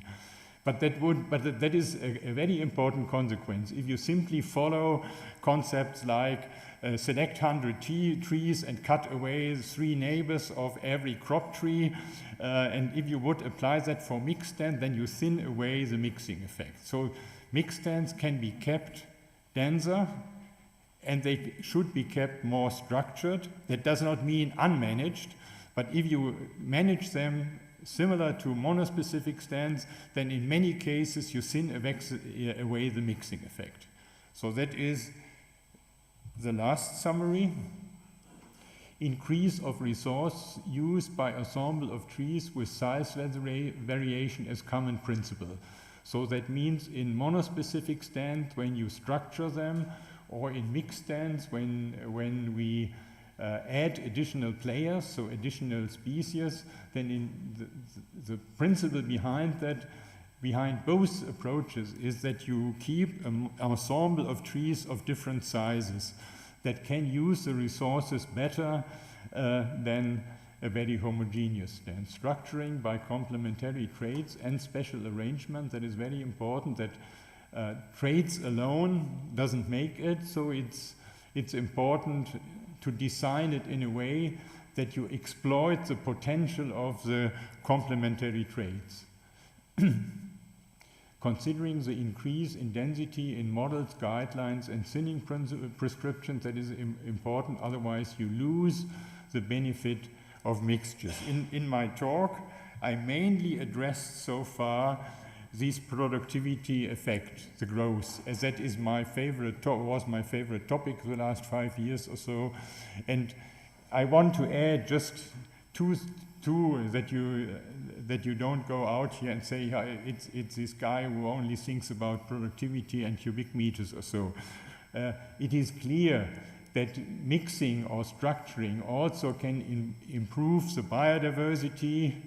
Many studies, I just showed two here, selected two, that if you have a structuring or a mixing here along this axis, you increase the biodiversity. So that means that is an increase of the regulating function.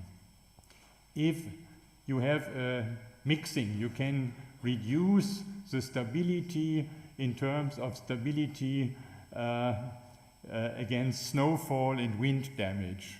So very well known by Knoke, Brandl, Powell. Many studies show that here is a probability of survival, and here is a stand age, and then you see mixed stands have such survival curves, and monospecific stands, they have a higher probability to be blown down. The drought resilience, many, for example, Mataparos, Mir and Del Rio, they published a lot of studies that if you have a drought year and you look for the reaction regarding the growth in mixed and monospecific stands, that in many cases, not in all cases, but the mixed stands often are reduced less in growth compared to the monospecific stands, not always. And here just the carbon sequestration also can be, but that is clear if the stand density is higher and the growth, that is just a multiplication of the cubic meters into carbon. And there can be added many more. I want to get back to the first slide of my presentation, with these regulating services, the supporting cultural services, and the provisional services that are the four pillars for ecosystem management. And then you see that this structuring and mixing is really a nature-based solution that is able to increase the provisioning services, so the cubic meters, but at the same time it can increase the cultural service, like the aesthetics or the beauty of the forest, or the supporting services, for example, the biodiversity or the filtering. As if you have more canopy space, there is more filtering of the air or of the carbon fixation. So that means, in essence, these measures I tried to address, these structuring and mixing, are in the best sense nature-based solutions, and forest managers can use them, and that is my last point, can use them to integrate forest ecosystem services into existing stands without saying, okay, I set aside the whole area or make a natural reserve or a national park. Maybe that is also impossible in cases, but it's not necessary. We can increase this 2% of productivity to 2.5 or so in Europe by increasing the forest area and improving the productivity on the area without setting aside everything and importing the wood from Brazil or from China or so. So that is also, the nature-based solutions are also a possibility for integrated forest management, for integration of ecosystem function, and that is maybe a topic later for this round table talk. And now I come to the last slide, and that is a very important slide, and that I want to thank the Bavarian State Ministry for Food, Agriculture, Forestry and Tourism, as they are still funding, since 150 years they are financing the survey of our long-term experiments. And there were times where they said that is all nonsense, why do we need that? And then there came the acid rain, and then they were happy that we had that. And then they say, give them up, we can save a lot of money, and then there came the carbon period. And they were happy that we had that. And then they say, give them up, we can save a lot of money. That were always new ministers or minister secretaries, and we always convinced them, please don't destroy our network. And then they came this period of biodiversity and of carbon and of climate change. So that means over 150 years, they kept that and they financed that. And that are some thousand plots. And I know that you also have plots like this here in Spain, and it is important to keep them. Then you can contribute to such studies, and if there are international studies, you can contribute and become a member of these groups. I want to thank the EU, very important. For example, the Oymix Forest was the first project which really addressed very, very deeply this mixing. There's also a book was resulting from this. Andres compiled this book here coming out of the Oymix Forest, this reform, care for sea, ETN skill for action. So a lot of funding for this, and behind these slides. And many, many partners in several countries provided the data, and we still always, if we do some evaluation like I showed, we always ask everybody, are you wanting to contribute? They're very important networks, and several of them were created in Spain. I mean, this Oymix for reform they were simply created here in Madrid or in Palencia. And the last for me, very important, that I like very much that I was invited so often by Felipe Bravo and Miren del Rio to Spain to work here. So when I was in Munich, a lot of you all know, or most of you know, that administrative issues conference to organize like this, speakers who do not end to talk, yeah, Jonathan, it's terrible.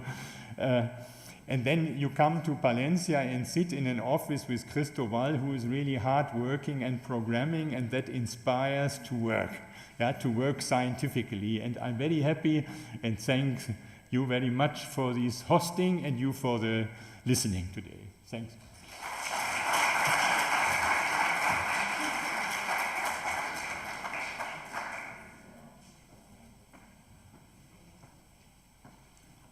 So I think we have time for a couple of questions for Professor Rech, just before the round table.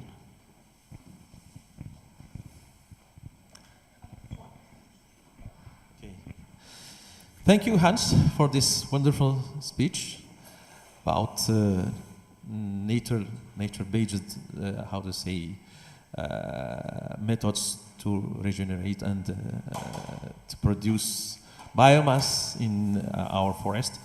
It was obvious that in your speech you shows that these mixtures in species or in structure has a great influence on productivity, mainly biomass. I would like to ask you about wood quality, because in some area the only services that's seeking from forest is wood, and is this based nature, solutions are also better for wood quality? Yeah. Very important. I mean, of course, the wood quality is in mixed stands still important. But often the question for the wood quality in the past 50 years blocked the research into mixed stands, as the traditional foresters always said, but the wood quality, yeah? So let the fingers away from the mixed stands as bad wood quality, and that is somehow the research into mixed stands was blocked a little bit by this argument. So that is one point. And the other point is that presently, for example, in Europe, they worked on wood quality in beech stands since 100 years, and now 1 cubic meter of high quality, so B grade of wood quality of beech has the same price as burning wood. So I mean the wood quality is still important, and I think for some segments we still need long beams of high quality, but that changed. So the difference in the price for medium and bad quality to the high wood quality, that converged a little bit. And what is also important, I mean the part of wood which is used for energy increased. But what is also important, that many studies showed that if you focus on the wood quality, like these future crop tree thinning, where you finally have 50 trees of high quality, of course you get a lot of money for these trees, but you cannot compensate the losses, as you have to cut away 2/3 of the rest of the stand to improve the quality. So I mean, it's dim, and maybe the last point, there were 2 meta-analyses regarding wood quality, and they showed that the higher number of trees can compensate the loss of wood quality. That was one study by Bauhus, he found that, and one in our group, when we started, I think 15 years ago or so, we found that there are cases of lower wood quality, but mixed stands does not mean that you do not thin. So you can also promote wood quality. And in the past, maybe in the past, it is often interesting that those stands which were used to show that the wood quality is worse in mixed stands, that were mostly the stands which were not designed in the past, where they had mixed stands and they didn't know what to do with them. And then they are used today to show that the wood quality is worse. But if you now would start to design mixtures, and you have the wood quality in mind, maybe the end product would be a little bit more positive.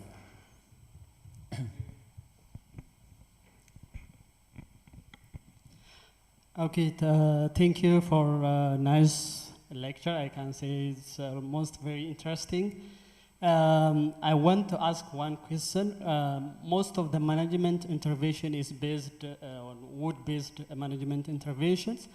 And when we say the forest ecosystem service, it may be beyond the provisioning and other things. We have a lot of non-wood forest products, and so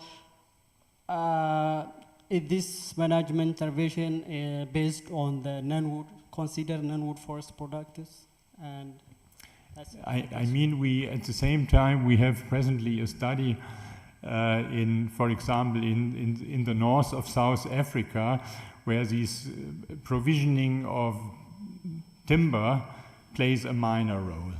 There is mainly the cattle and the medicine plants.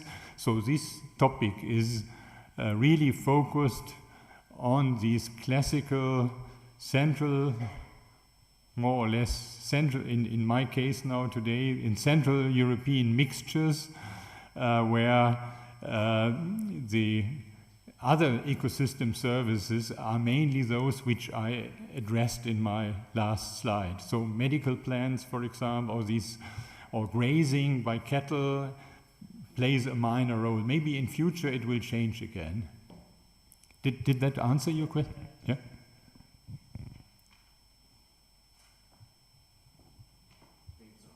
Okay. We will have more time in the roundtable for next question, I think. So I think it's time for the roundtable. Yeah, for sure.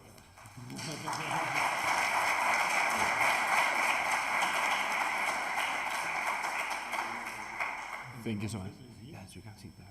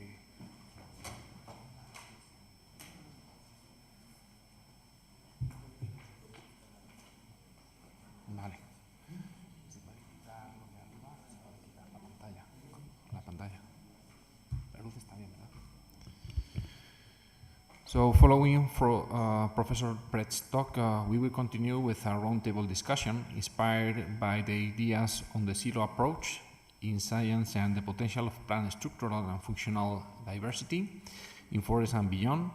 So the session will be chaired by Professor Felipe Bravo, Director of UFOR, whose research focuses on sustainable forest management, silviculture, forest planning, and the transfer of scientific knowledge to forest policy and practice. He will guide the discussion and facilitate the exchange of ideas. We are also pleased to welcome Dr. Miriam Del Rio, research at EC4, whose work focuses on forest ecology, silviculture, and adaptive forest management. And joining the panel as well is Dr. Miguel Hidalgo from the University of Valladolid, whose research contributes to forest dynamics, ecosystem functioning, and sustainable management. Thank you. Okay. Thank you, Jonathan, for introducing us. And thank you, Hans, for such insightful talk. I prepared like 3 topics to be discussed today. We have one main topic, but I prefer to leave to the end, that will be focused on the transfer of all this knowledge on other ecosystems, because traditionally science is building around silos. So we are working in one type of ecosystem, with one problem, with one technology, and always we relate it with people that are really similar to us, and it's really strange to find how to get cross-fertilization. And the societal problems are multidimensional. But we will discuss this at the end. Before, I want to discuss together 2 special things. One is, Hans talked a lot about over-yielding production, and then you present on the slide with 4 other differences, but I think that we can discuss about the risk, the role of the complex structure in risk, especially forest fire, that is really important in the Mediterranean, because maybe we are creating complex structured species ecosystem, prone that ecosystem to risk.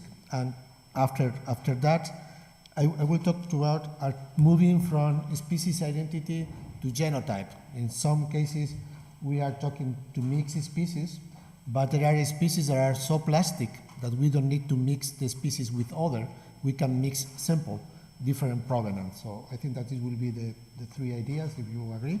Then we can start for the risk that can be represented by the complexity in the forest that are more structured, with more layer, with more species, and how do you see this potential problem, or how we can find a potential alternative. So there is not a special order. If you want to start, who wants to talk about that? Yeah, Hans? Or no? You to me? Okay.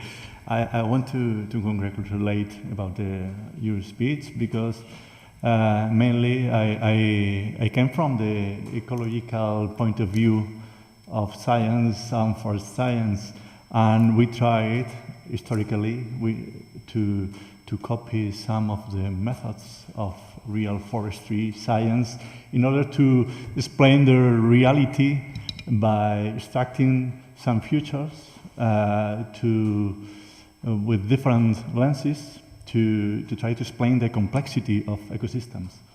So I have to congratulate you to include these common ecological plots and main issues into the real forestry area, that I think it is important, mainly in the current climate change scenario.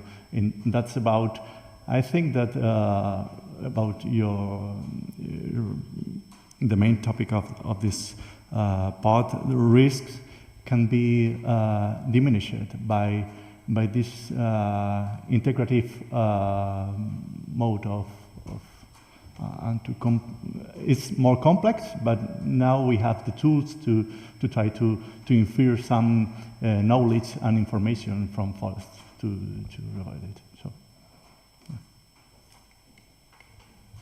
Well, just to comment a bit about the risks in mixed star and complex forests, of course, I think it's difficult to find always a good solution for everything and everywhere. But we have to see which are the main risks in an area and to do forest management according to these risks. So there are many studies, as Hans commented, that find that mixed stands or diverse stands can be more resilient than monospecific stands or complex forests more resilient than one layer forest, for instance. No? But of course, the things are not so simple in nature, and we have many different cases that we can find that maybe the monospecific can be more resilient than the complex or very diverse forests. In general, we know that they are more resilient against climate. So for climate change, it's better to have more species and also more complex structures. Also for storms and snow and other damage, for biotic disturbances also. This is the average, but of course things are not simple, and we have to decide and manage according to the main risks and the species we are working with. Regarding the forest fires, that I think is one of the more critical point for complex forests with very structure, because there is a vertical continuity. I think it's the same that we can manage the territory with other solutions against fires, and we have to decide and see what to do. Mm-hmm. Question arose the other day where we're visiting with the Medforest students to the Valverzoso triplets with some professor expert in forest fire, and this question arose because we were talking about so wonderful was the structure, multi-layer, multi-species triplet, and they point out, but here we can have a trouble with forest fire, because we also that, for instance, for forest pest, the mixture can create barrier and can create situations that reduce the risk of the outbreak in terms of pest, but not in the case of forest fire. There are projects related with mosaic. You told before that it was. Is it possible to? Yeah. Yes, I just want to mention that I would be misunderstood if I now, my idea is to have densely packed mixed stands on the whole landscape. So it is just a trial to understand what is going on and are they more productive or not and why.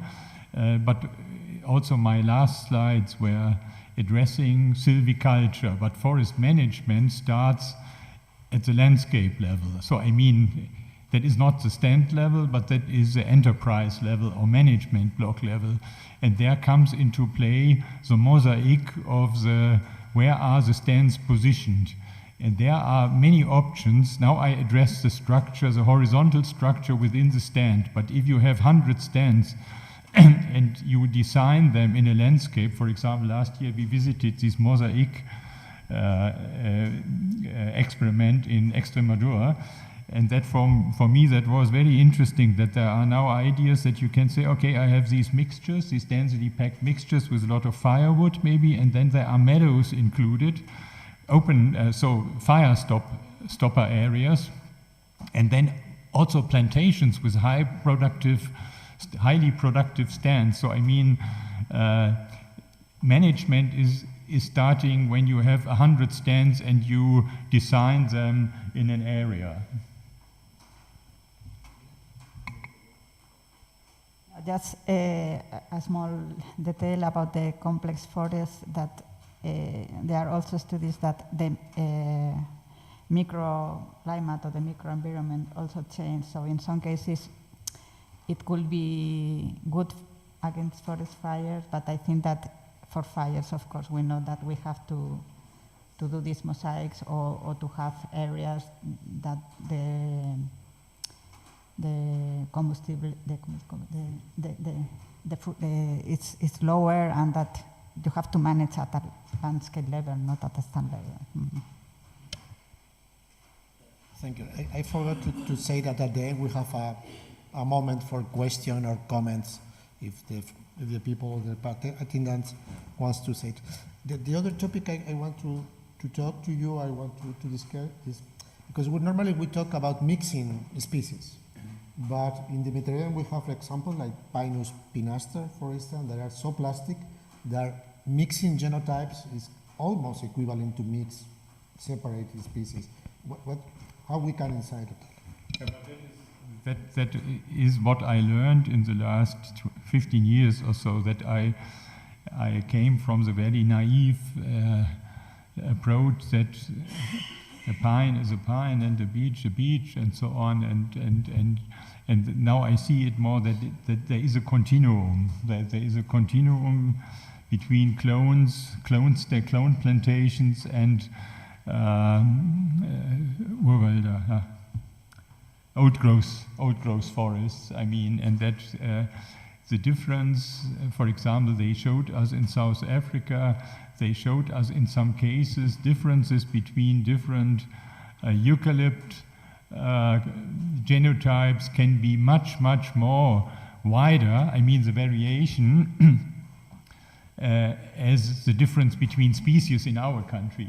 So I see that meanwhile that is a continuum, and that mixed stands are the same as pure stands somehow. It's only a degree of difference. And that is what I wanted to get back to my talk, that I see that the structuring is a principle which, or this combination of different traits within a species by structuring, by different sizes, by different ages, is more or less analogous to mixing different species or different provenances. So maybe that is very, for a theoretical ecologist, that is probably very clear, but for me that was empirical basic work to understand that. Yeah. Well, I think that mixing this diversity in just one ecosystem, I think that diversity, many research explain that, enrich the possible resilience and the behavior of the stand, because we always take pictures of the stand in just one moment, but the stand suffers different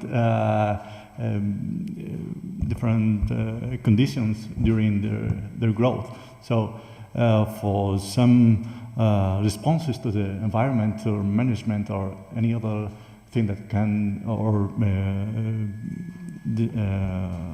I don't know, or fires, or everything that can happen around, there are different ways or degrees to respond them according to their genetic component. And I think it's important to take it into account also. Well, I think there are several reasons to expect that the mixtures of genotypes can be also, or can have some benefit, as Hans already commented, with the structure, because we know from species that the difference in the traits of a species is what can trigger some benefits, and we can find maybe not so high differences, but also differences in some traits between genotypes that can trigger these results. But even, and they are related to this complementarity between species or genotype, but also to other kind of effects that could be called additive or related to the portfolio effect, that simply the risks are lower if you have different proveniences, different clones, and some of the clones can be resistant to diseases. So I think that we have many reasons, but the problem is that we need more studies focusing on this topic about the genotype diversity effects at stand level, no? What is the emergent properties? Yeah. I see. I have sometimes the impression that when forest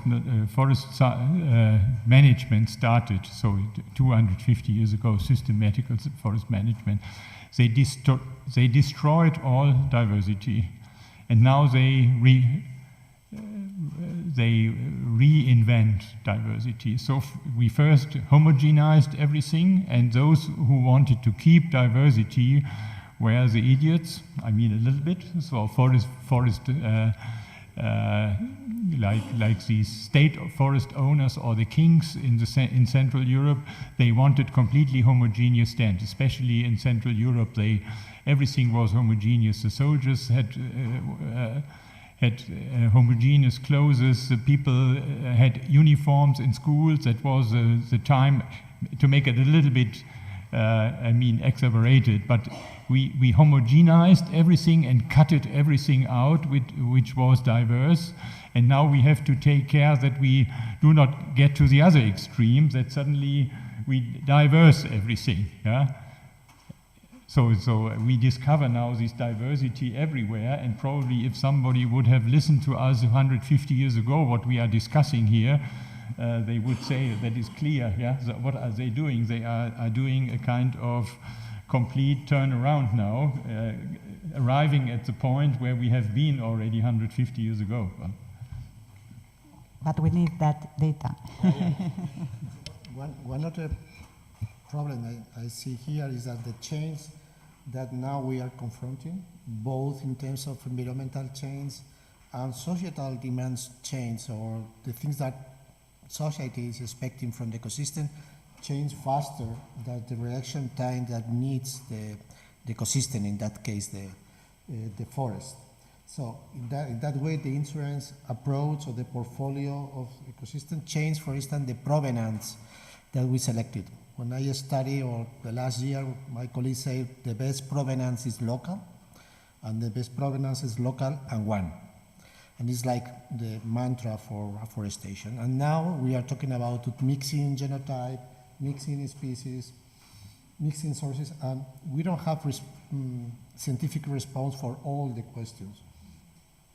And we need data, but I think that we need also comprehensive theories, and I want to link this with the third topics, because we are working normally, all of us, we are working in small silos.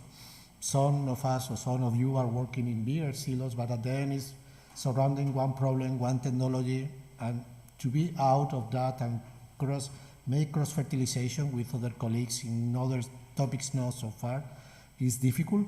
And here, in mixing plants, we have a place where we can work together with a lot of colleagues around us. The silo we identified in a previous study we did with Professor Hans and other colleagues is between agronomy and forestry. In the past, forestry was following agronomy, simplifying ecosystem, following the agronomy structure. And now I think that is the moment to go back and see if we can learn each other from different experience. What do you think about that, Hans? Hervé Jactel from Bordeaux gave a very nice talk 2 years ago or so about these common approaches in agriculture and forestry, that forestry now develops these barrier effects to stop the bark beetle or to stop the fire, and that in agriculture you see now in Central Europe a lot of wheat fields surrounded by sunflowers, so a barrier effect. So there are some synchronies, or the farmers now combine, for example, sunflower with alfalfa to have the nitrogen fixing effect and to reduce the artificial fertilizing and to improve the water quality in big landscape areas. So I mean, there are a lot of things, first agriculture and forestry, homogenized, and then now at the same time, more or less the same time, they get back I mean, they get back to they find that the tomato, the fertilized, grows quick but has bad taste, and bad taste means a lot of, or very few secondary metabolites in there, and if it grows slowly and is cultivated ecologically and dynamically, so it tastes better, but it's smaller. And we have the same with the forest, that we see that the spruce grows very quickly if we fertilize, but it breaks quicker when the wind comes. And I think there are a lot of similarities going on.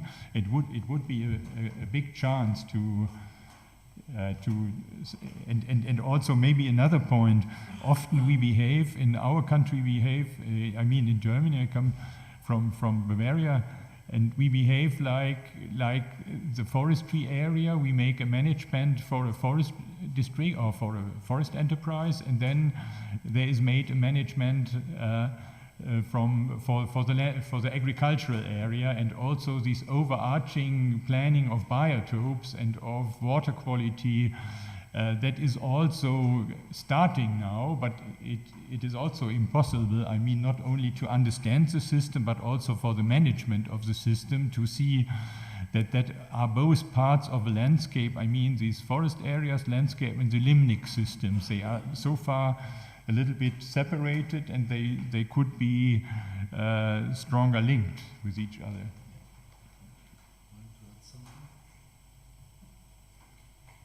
Yes, I agree with the comments about this topic. I think that the important is how we manage the territory, and we have to see to have a whole picture. And because we need to promote the conservation in some areas, in other we need production, and it's important for all the sectors, not only the forestry, the agricultural, and we have also the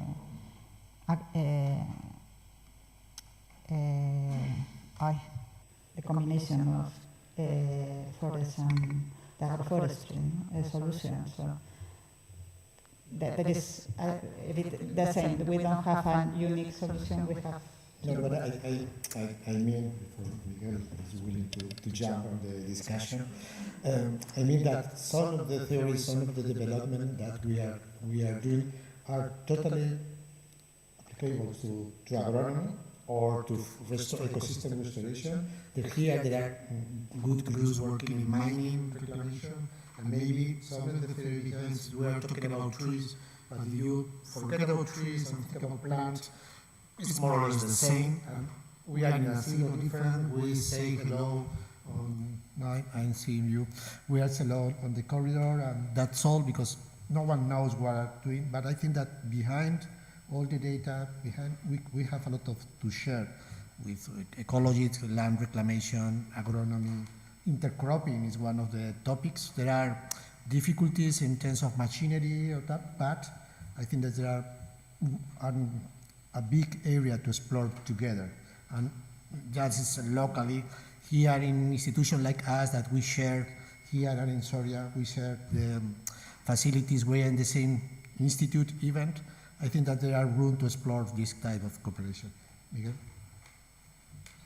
I would like to remark this idea, because I think that the segmentation in different areas is because it is easier to study them and to manage the information. But we don't have to lose the global perspective, I think, because, for example, my PhD, it wasn't about trees, it wasn't about technology, it wasn't about image, but it mixed some of different areas. I'm not an expert in each of these areas, but I found just a point between them to merge.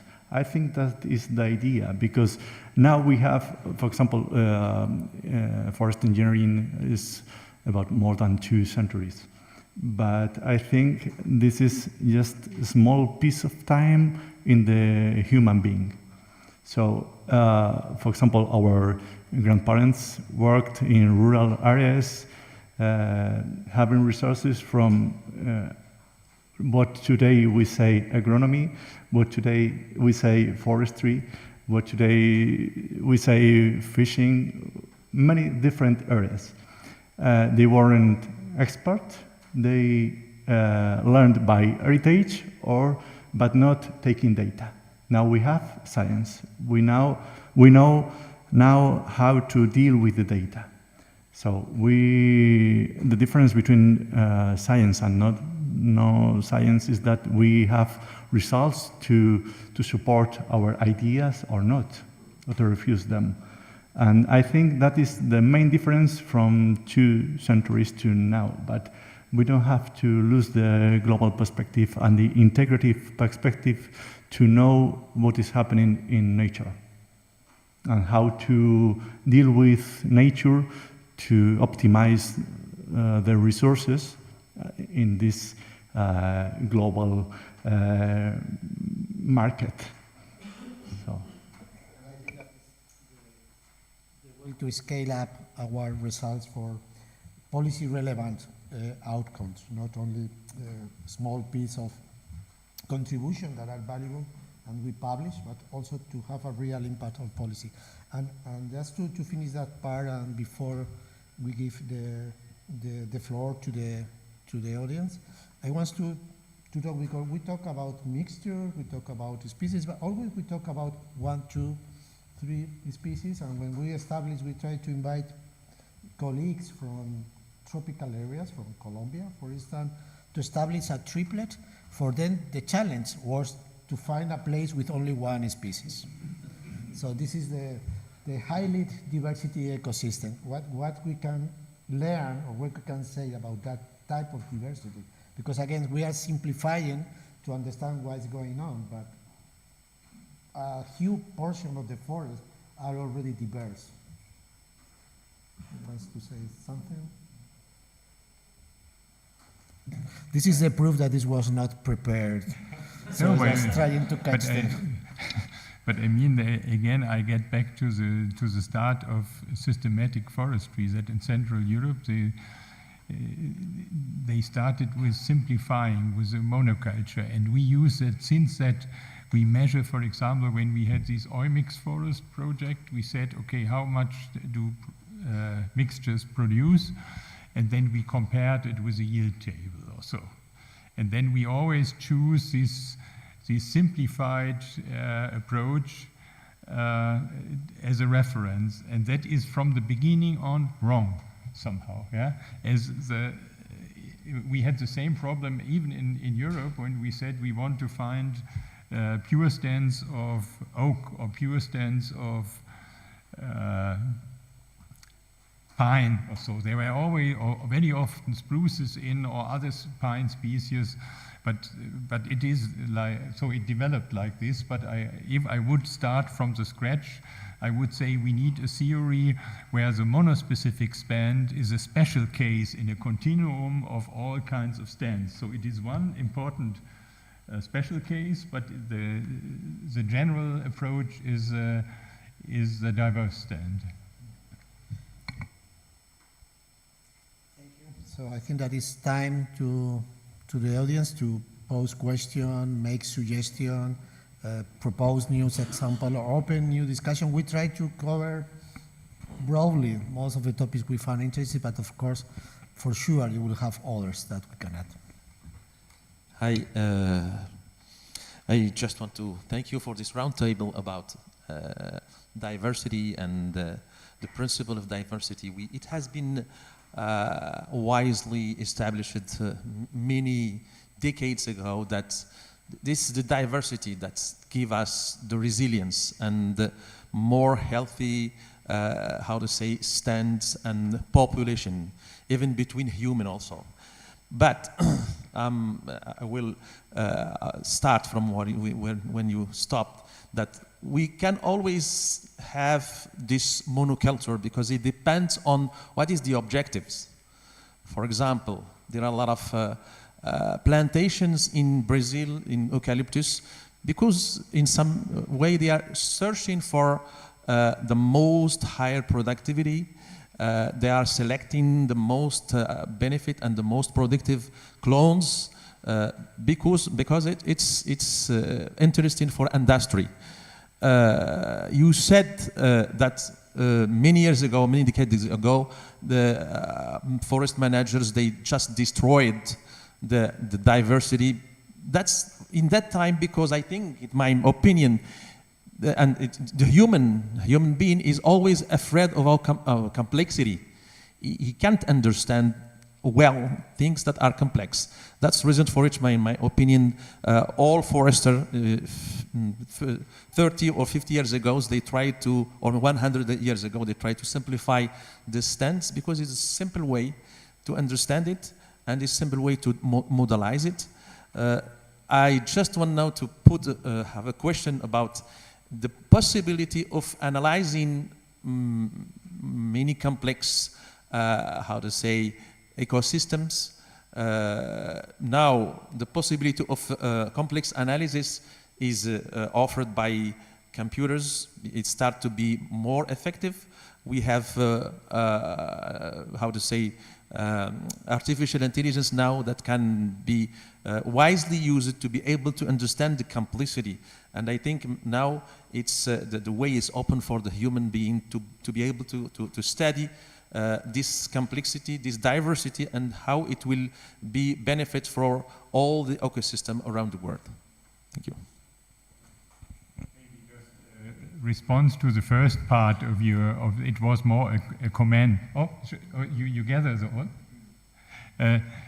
I think in Central Europe, especially in Germany, it's these monospecific stands. They result from the Second World War mainly. That we had huge clear cuts before the war for the industry. Due to the war, forests were destroyed, and then after the war we had to cut a lot of stands for reparation paying not to Spain, but to a lot of different countries, and then they simply had no seeds to re-establish, and they brought this Norway spruce into the lowlands. So I did not want to blame those ones who established. They needed straight beams for building houses, and that is very important that we accept that, and that are these 30% of area in Central Europe which is still covered by Norway spruce that would only grow in the Alps normally, and we brought it after the war downwards. But it is important to understand this and to look for other options. For other question, I want to point you that, of course, we will have more species, more size for modeling or for forecasting. We have, for one side, more complicated situation. Always I like to divide the things in two. One thing is that the situation is more complicated because we have more species within more parameter with interaction, and the ecosystem is complex.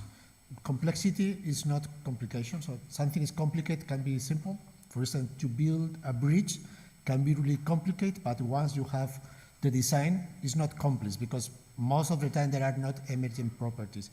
To address complexity, you need theory, you need of the ground. That is not only computer power. So I think that we have to have both. For one side, the power of computation of a high level, and for the other side, the theory to understand what's going on behind the scenes. Yeah, Eden?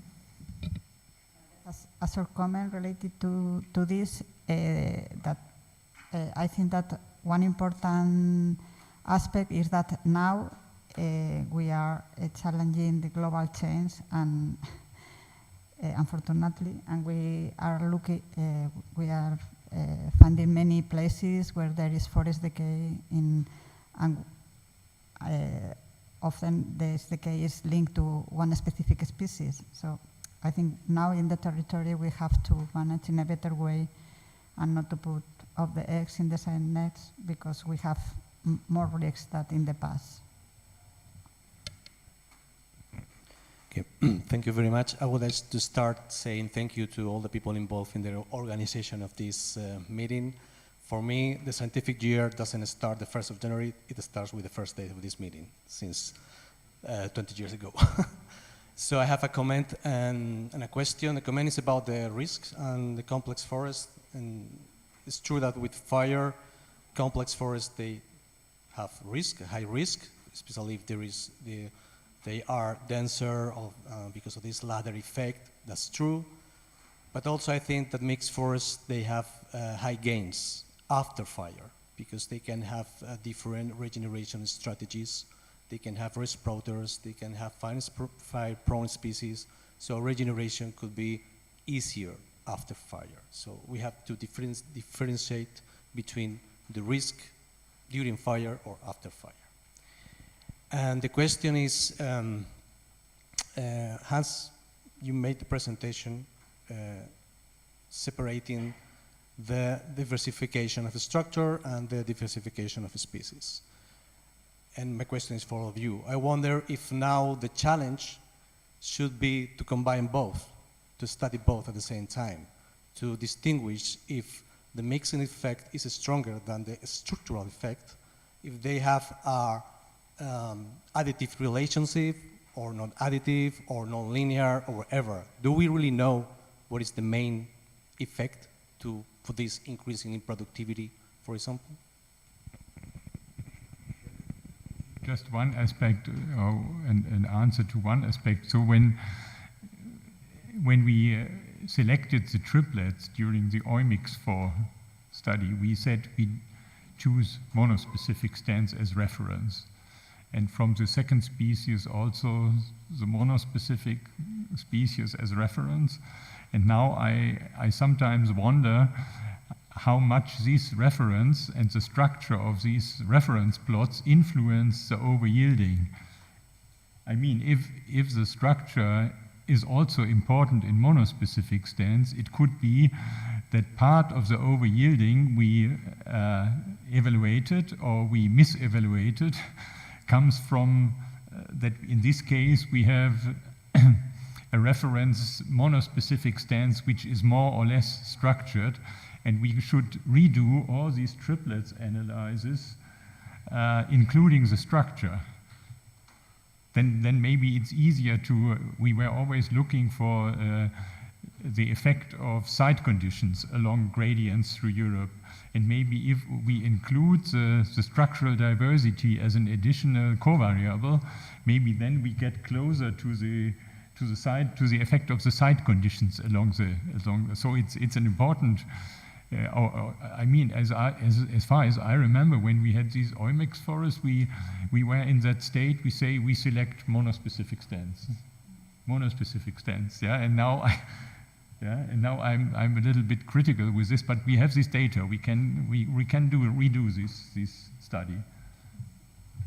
But it's only part of your. That was only part of your question, no?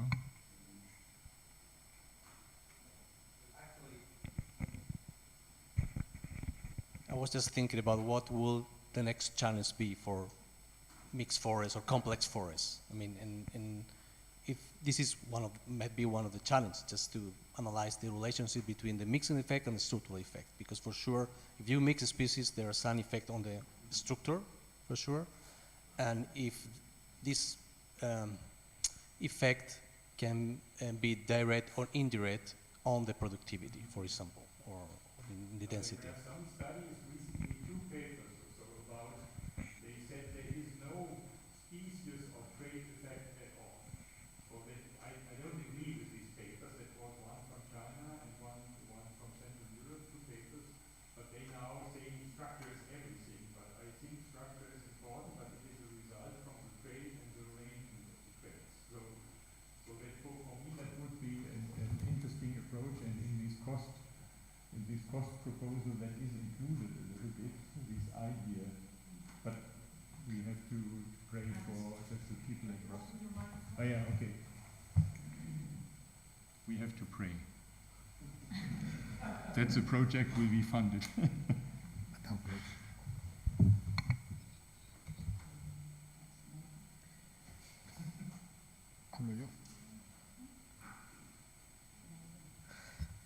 Well, while Miren is recovering the topics, I think that the challenge is to create a theory. We have a lot of data. we are connected. We need a theory to build around this data, because we can add more species, more complexity, more situation, but there are some foundations that are not at the moment on the central point. Functional diversity, structural diversity, and how we can translate this to ecosystem, even we don't have yet data. So we can gather data to test the theories. I think that this topic is mature enough to have this approach, or even to transfer the knowledge, to test the knowledge under conditions that are not trees. Because the other plants in agronomy or in land reclamation also holds traits. And then we can test the general theory against that situation. Maybe we prove that okay or not, we'll see. Miriam? Sorry, I remember what I wanted to say. So in many of our studies, we analyze the data from a more or less empirical point of view, using the tree sizes, the density, and so on. But we don't have to so we have to think also in the mechanisms, no? And we know that there are many possible reasons that mixing species and not the structure gives some benefits, and this is the traits, and it can be needs complementarity, but it can be also facilitation, as the sample of eucalyptus and acacia, that it cannot, you cannot get these advantages with a structure only. So I think it depends on the species, it depends on the structure, and we need to know better. But also the mechanisms indicate that the structure cannot be always the reason. There can be temporal needs complementarity, spatial needs complementarity, facilitation. So. Thanks. Just to close, given that most of you didn't pose question, I have question for the people who's not working with trees or something similar. So for instance, people working with mycorrhizas or with mycology, with mushroom, or people working on land reclamation with herbaceous plant. What do you think? Because the idea was here to talk about this, just to invite people to share, not only to repeat more or less, or introducing something from the trees or from the mixture of the trees, also to invite people to participate. So in practical terms, what do you think, especially the people who is not working on forests or forestry or trees, or they recognize as working in other topic? What do you think about this?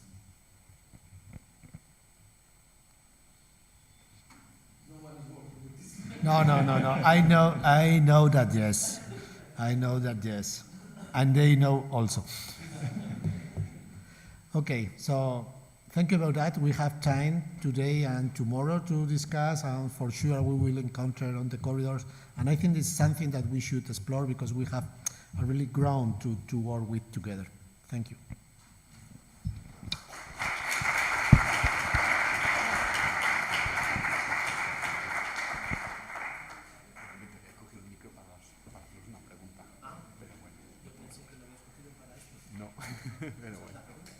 ¿Hago la pregunta?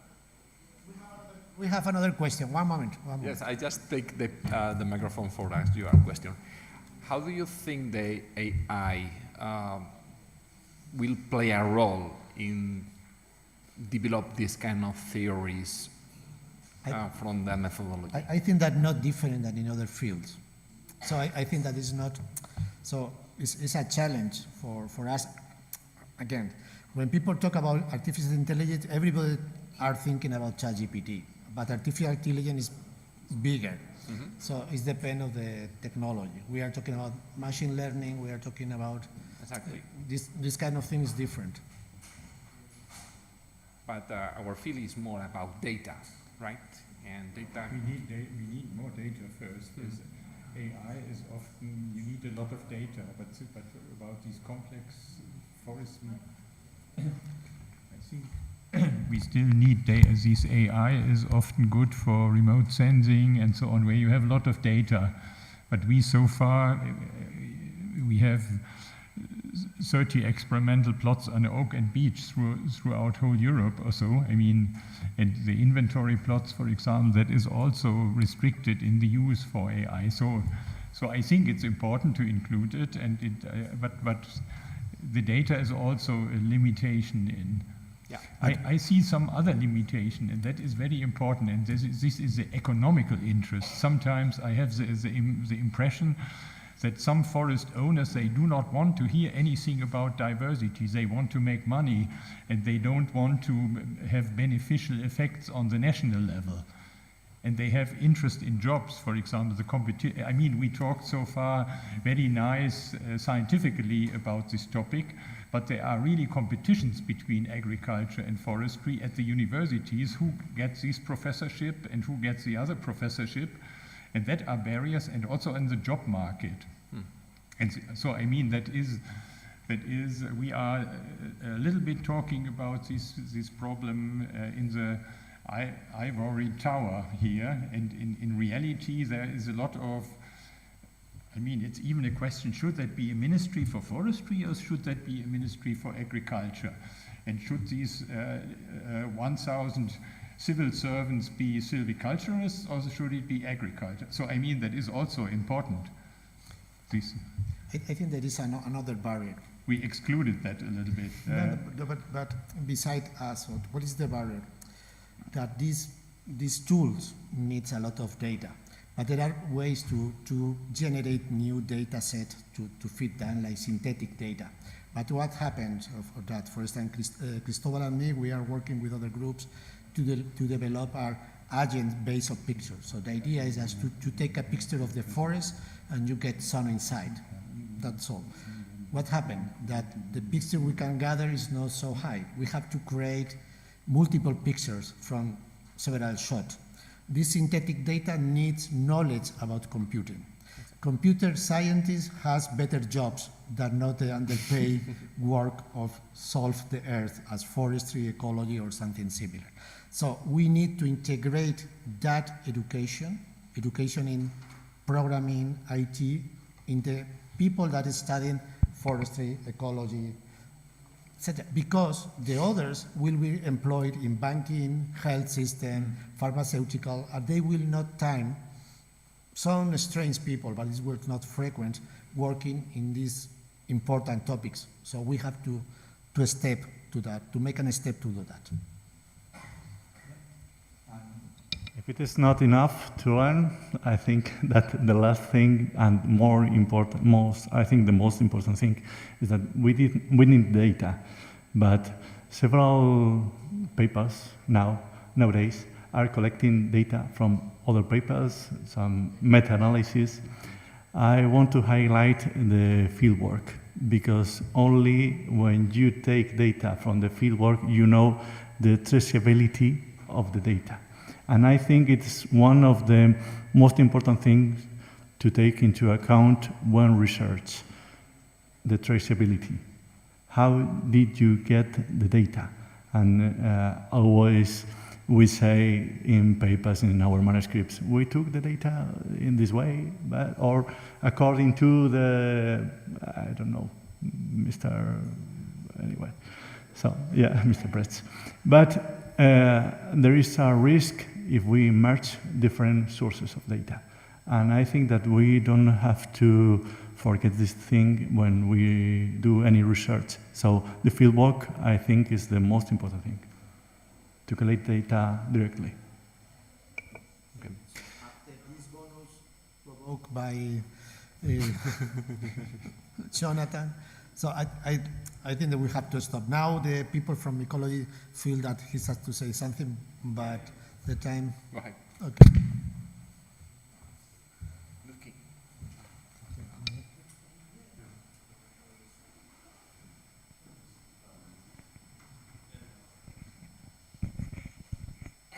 Thank you. I'm sorry, I just needed time to think what I have to say.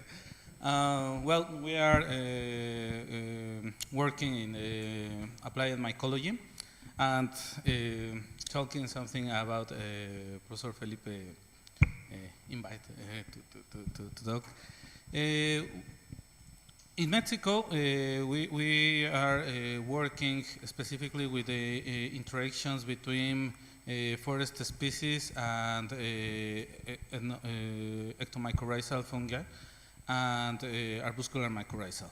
But specifically in the team of Colegio de Posgraduados in Mexico, currently the most the advances in this interaction follow is addressed by two directions. The first one is the relationship between forest species, edible ectomycorrhizal, and the human. It's important to remember that ectomycorrhizal plays a key role between the enhancing the nutrition of the plants and the capacity of survival of the forest species, but they also represent an important non-timber product of the forest. So in Mexico there are many ethnical groups that survive themselves by the harvest of different ectomycorrhizal, edible ectomycorrhizal, sylvester, yes, wild edible ectomycorrhizal. And this is the too important because when I don't know how to say it in English. I'm going to say it in Spanish, yes, sorry. Cuando en estos pueblos, en estos grupos étnicos, se ha intentado hacer estrategias de reforestación, muchas veces no se han hecho con hongos ectomycorrízicos. Y entonces la supervivencia a mediano plazo es menor al 10% en muchos casos, y eso sí les va bien. Entonces en el grupo de colegio posgraduados se ha implementado la estrategia de hacer reforestación con especies ectomycorrizadas, pero especies comestibles. La ectomycorriza ha incrementado la supervivencia incluso en un 90% a mediano y largo plazo, pero además provee de estos recursos comestibles que le dan un valor adicional a la protección de los bosques por las mismas poblaciones nativas, ¿no? de estos grupos étnicos. Esa es la primer directriz que se maneja, y la segunda es que actualmente se están utilizando drones, y esto es algo que les comento así como en secreto, todos mantengamos el secreto. Se están utilizando drones para hacer para poder incrementar la capacidad de supervivencia de las especies que se están plantando, ya que estos drones lo que están haciendo es dispersar semillas, pero dispersan semillas ya ectomycorrizadas. Entonces no se está pensando únicamente en la especie forestal como una especie sola, individual, sino se está pensando en el factor del holobionte, que es sembrar no solamente la especie forestal, sino la especie forestal ya con bacterias o con hongos que puedan ser promotores de su crecimiento, de su supervivencia, y que además incrementen el valor mediante la producción de hongos comestibles. Summing up in a freestyle. Jorge emphasized the use of mycorrhizae in the afforestation program to increase the survival up to 90%, from the 10% to the 90% of the survival, which is very great. And also the use of drones to sow with these seeds with the mycorrhizae and increase the diversity not only of the trees, also with edible mycorrhizals. So working or integrating plant and fungi in the same mixture, so jumping above the plant trait, including the. I think that is okay, no? This is more or less. It will be with more data, but the idea is that. Thanks, Jorge. Okay. Now, Jonathan. Yeah, thank you for the roundtable.